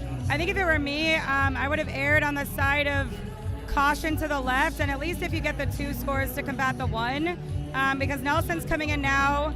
Oh, the drift in a very different way got Nelson on that shot. He went for the 7 kitchen, and so he was heading for that 17 point, but because the drift carried him left, he missed it, so we've got an 8-7 pretty even frame. And I think that Rob actually missed a fun opportunity. Oh, sorry, we have a special visitor. We have the wonderful owner of the club, Jonathan, here to say hi. What's up, everybody? What a fucking fun... Ooh, sorry. What a fun night here at the Royal Palms. These are 2 incredible teams. So appreciative to Hiram and his team for putting this together. Appreciative of you guys for giving all of your wonderful insight and personality. So happy for the Jericho-themed banquet. Jericho fucking Davidson, a legend in this place, forever. Thank you guys for doing this. Yeah. Thank you, Jonathan, for letting us. Yeah, absolutely. So Jonathan is the owner, if you don't know, of both clubs here in Brooklyn and Chicago, which we just referenced a little bit. He is, the creator and cultivator of this amazing community that Katie and I are really grateful to be a part of. And so we all get to do this because of Jonathan. And so it's a very exciting night for everybody, including him. Yeah. And so last frame, Shuffleboard to Death, I think only came up 1 point. And so now it's 22 to 18. Yeah, it's 22 to 18. I'm having to read the score from across, but it's 22 to 18. Ting Tang is up. So 6-point game right now.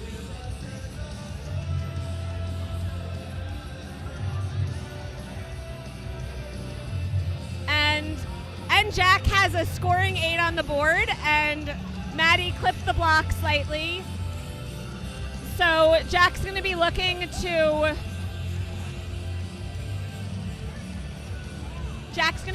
block that right back up again.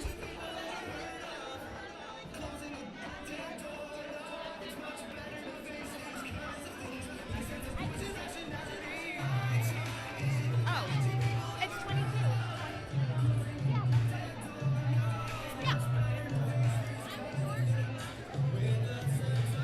And so his block is a little on the outside, so we'll see if she can get it this time. And she does, but that block is still up, so I think that Jack's probably going to try to hide another one right behind it. He's definitely thinking about it, walking over to the other side to see what part of the court is blocked by his block.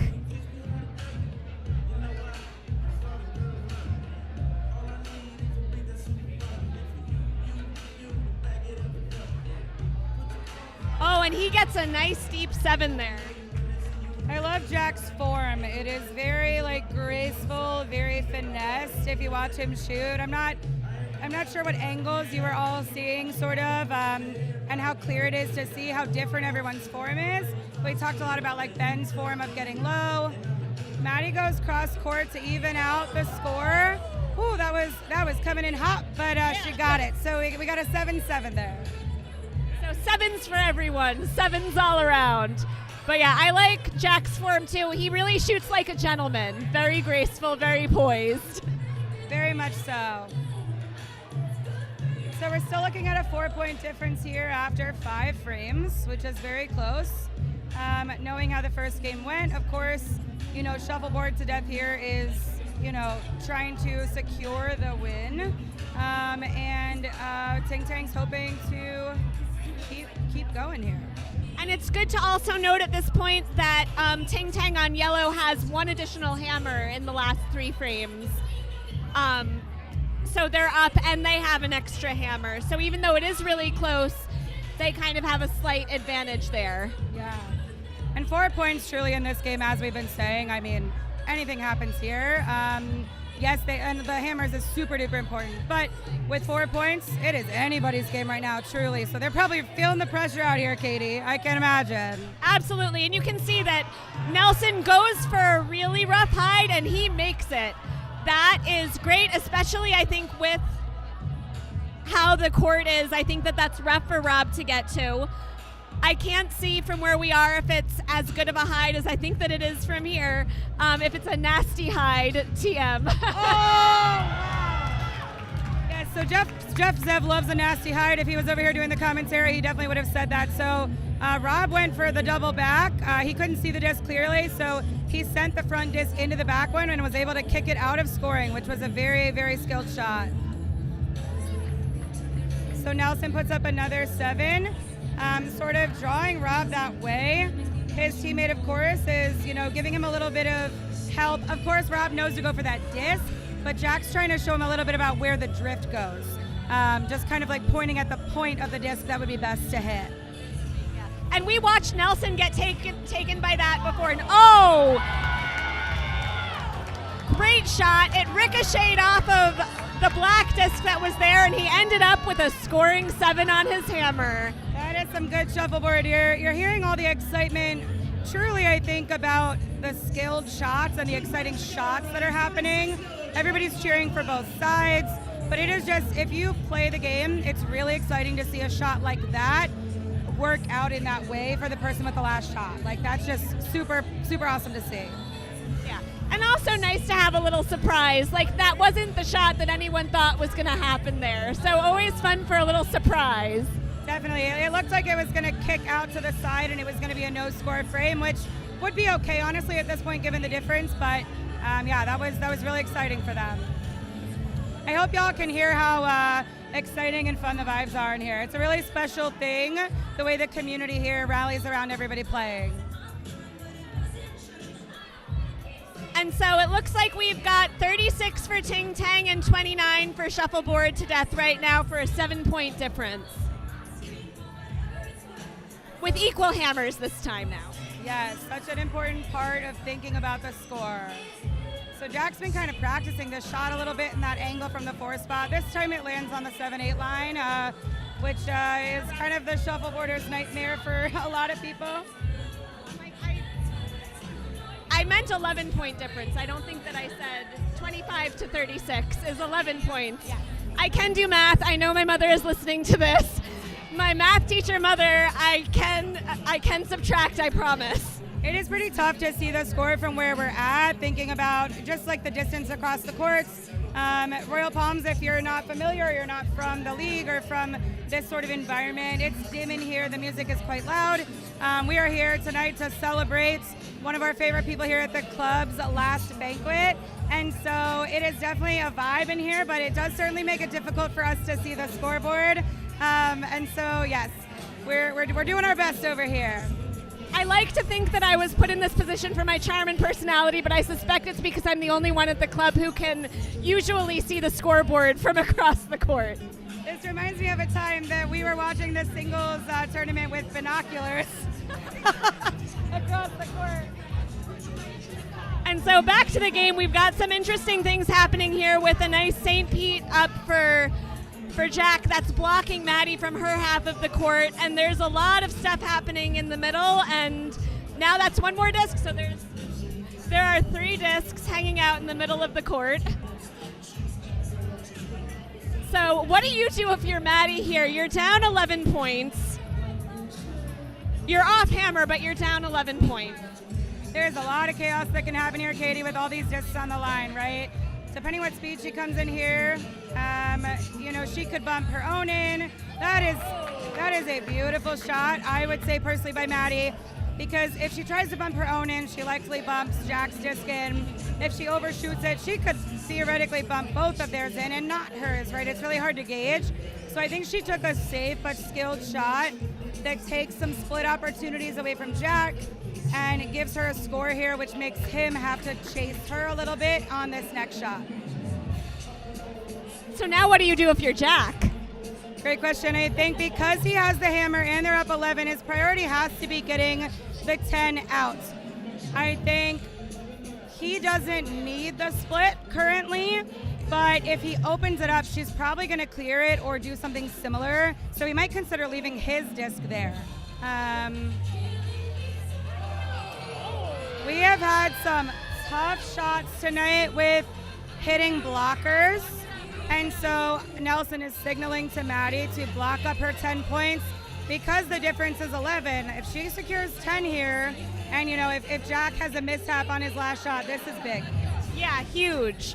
We could end up going in with a 1-point game to the last frame, depending on how these last two discs come out. And that is a very close blocker. That is so close.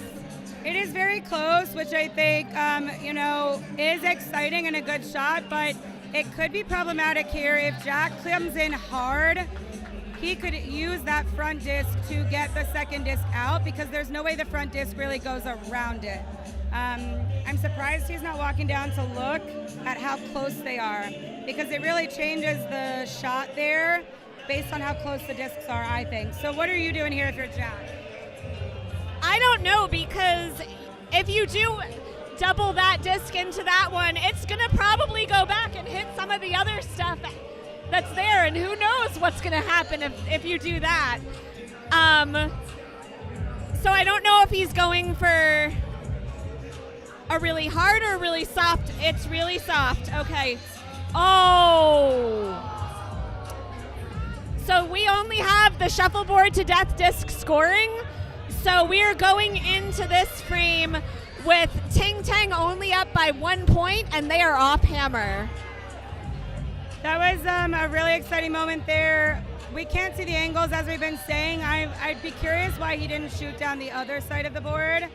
Coming around the front of that was a tricky shot. Honestly, with a couple more inches of speed, though, I think it would have been a high 8, and it would have at least, negated the 10-point loss there to a 2-point.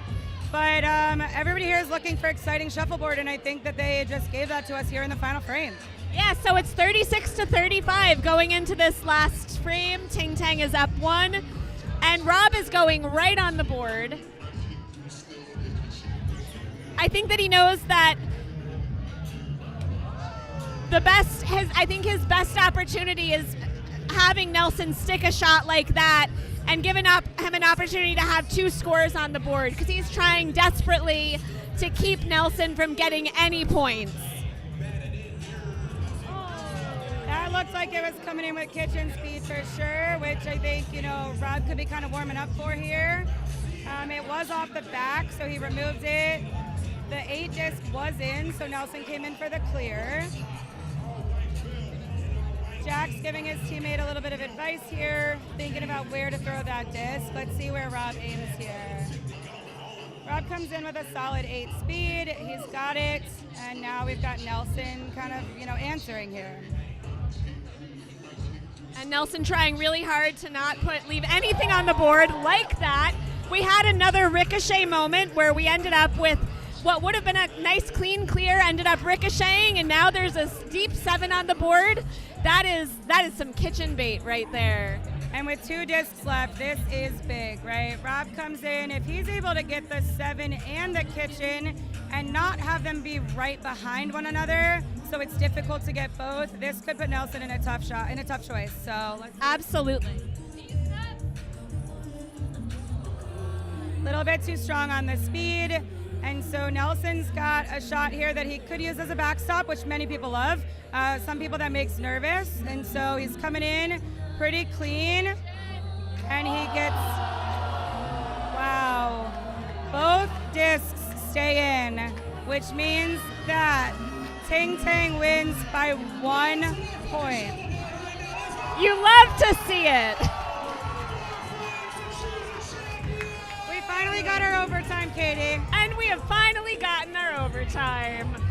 So the crowd is excited. I don't know if anyone is excited as I am, but That was a high pressure shot because there's a lot of outcomes, right? He came in pretty slow. I think he was maybe hoping he'd get either the 7 or the kitchen. To leave both in there, I think was fairly unlikely and just sort of an unfortunate outcome. Obviously, like, he took the right shot, it was the only shot. Sometimes that just happens. And that's why sometimes I think that it's better if you just like really commit to the one shot, where it's like if instead of trying to go for both the stick and the kitchen, if he had just gone for the stick and gone at it with a little more speed, he might have gotten it. I agree. I think that's something I'm trying to learn too, is sort of, one, if you're wavering between two shots, that's when you typically miss. And also, if you're going for a little too much sometimes, which is what I tell myself, sometimes you don't get either one.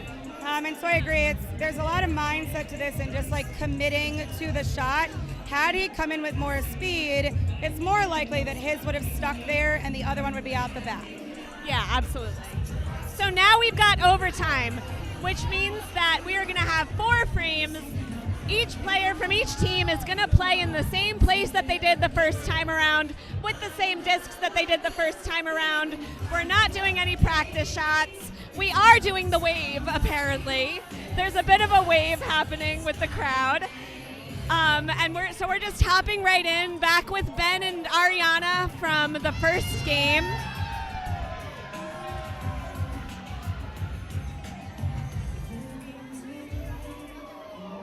And Ben's actually going right on the board. Ben's playing really aggressively, trying to steal Ariana's hammer right off the bat. And Ariana trying to keep it clear, but leaves a disc in, which Ben, I imagine, is going to try to kitchen. This is a very exciting moment for the club here, I think, since we didn't see overtime earlier. Just keeping in mind there's only 4 frames. Everybody who played plays again. They get 1 frame, 1 opportunity, and this is big, right? This is really exciting. And like we mentioned earlier, this can really fire you up to like do your best ever, or it can be truly a lot of pressure. And so Ariana and Paul are talking about this shot. I don't know if she's asking if she should like try to go for a kitchen or if she should try to just keep it clear. So we'll see. We'll see what she does.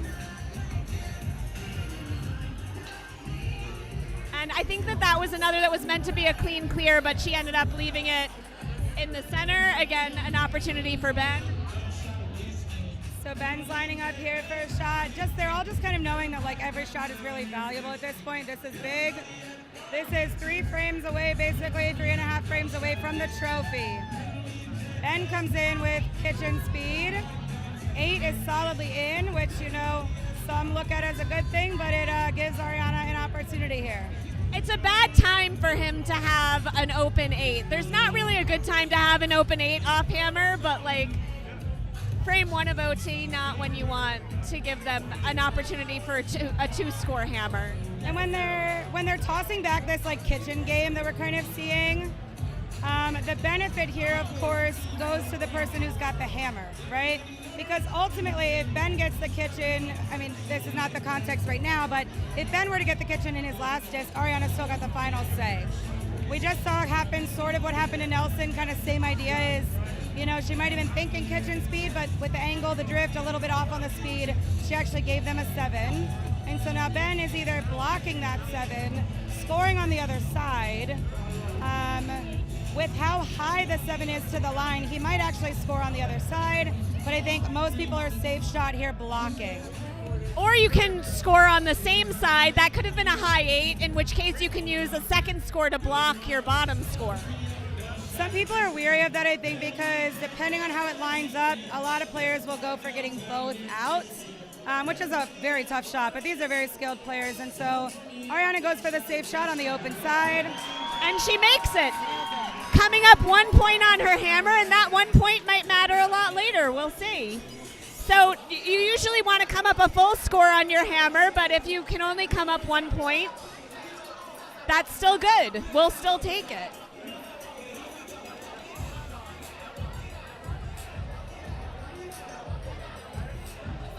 And we're getting to the point where everyone's a little tired and our scorekeeping is not necessarily at the level that it is at the beginning. So there was a misprint on the score on the scoreboard, but now it is corrected.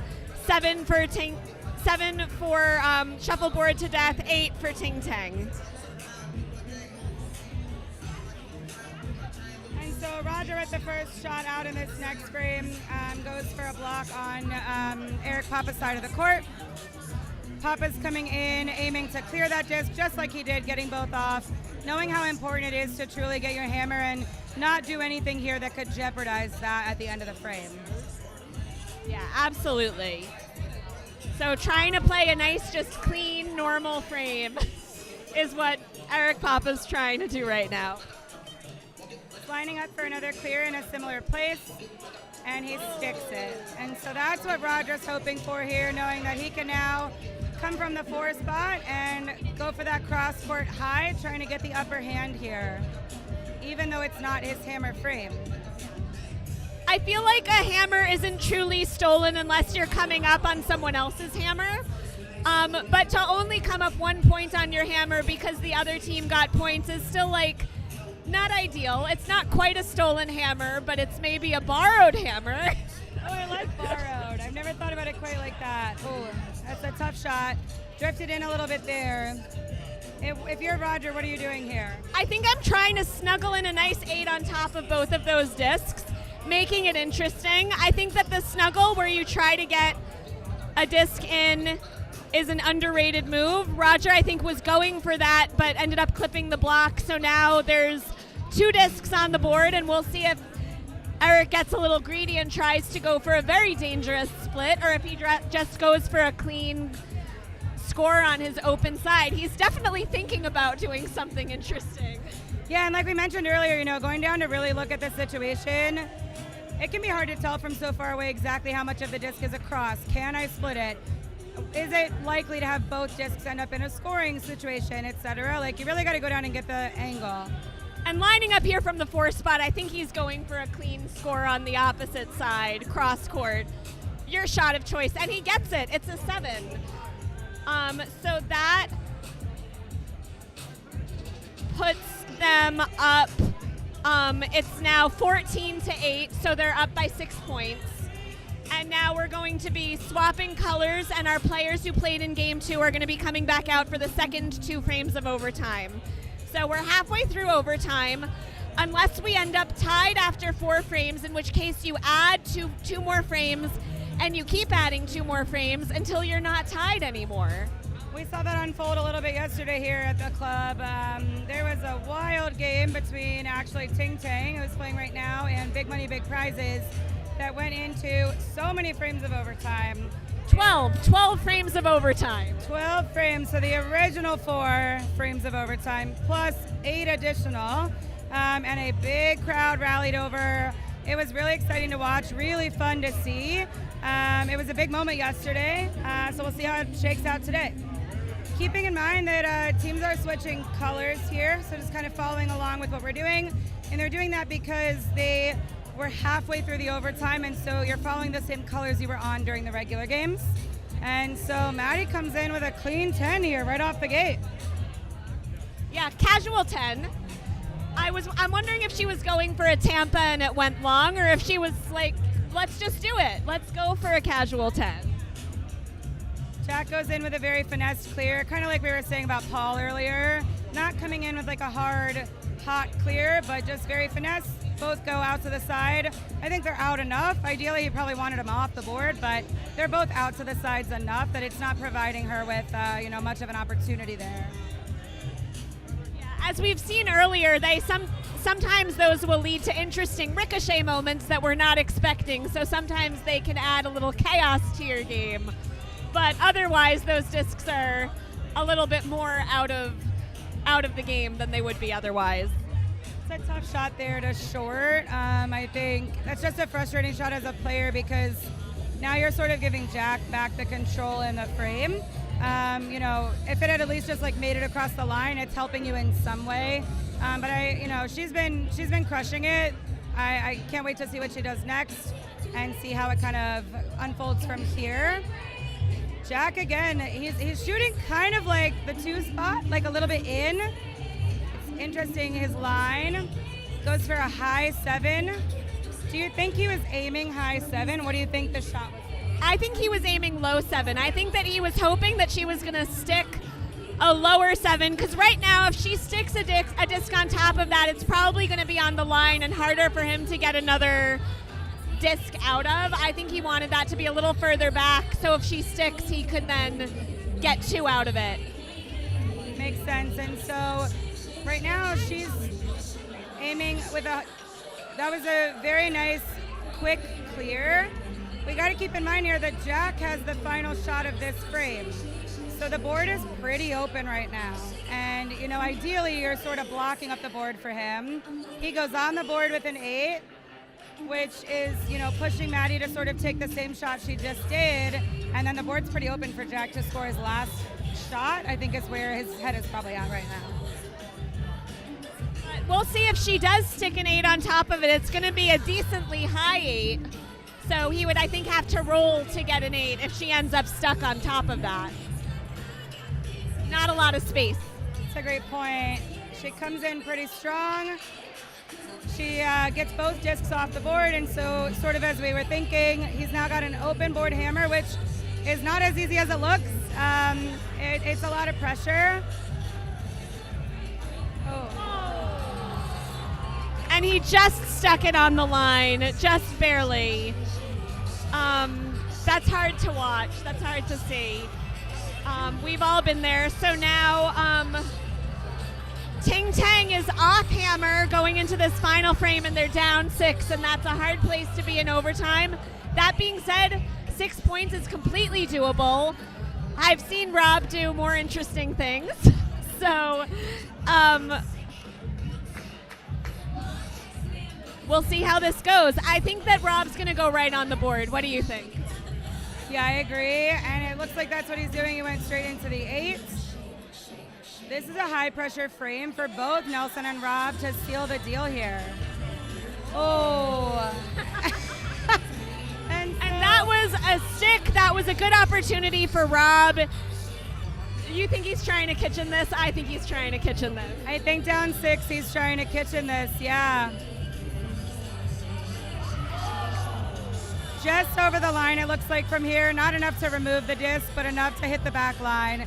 It was a good speed, but now Nelson's in a situation. He goes for the safe shot on the clear, which I think is really smart. I think some people might have been baited into trying to kitchen that back into the backstop, and you got to be cautious of doing something risky in this moment. Don't get too greedy. Don't do too much. Yes. You're already up 6 points. I think Rob just made a really smart shot shooting on the right side of the court. Because if he shoots in front of the, if he were to shoot on the left side in front of the kitchen, then Nelson could use it as a backstop. And some players will make that mistake because they're, you know, it's high pressure and they go on their comfortable side of the court, but then Nelson's got an opportunity. And so there was a little bit of a mishap there. A disc came back pretty hot, bounced onto the court. We do our best to reset. Yeah, we do our best to reset it. It's all good in this space. It happens. Our little barriers at the back don't catch the discs quite as well when they're flying like that. And so here we go with the last 2 shots, Katie. Yeah, and that 7 has been deemed out, so that is touching a line. So I think that he's probably, I feel like you got to kitchen it because, like, that's going to be harder for Nelson to get out. I think it's going to be more likely that he's going to just very easily clear out an 8 or a 7. But he might just try for an 8 or a 7 anyway. Yeah, because the reality here too, a lot of people might be thinking like go for the 10. They're only down 6, so any score here actually gives Rob the same results, right? The 10, the 8, or the 7, it's going to give him all the same result, and ultimately all Nelson will have to do is clear it. So that's kind of what we're thinking here.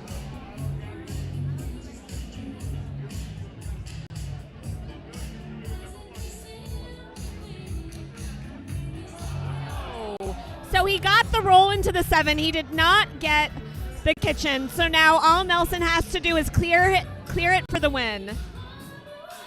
And he does it. Shuffleboard to death wins.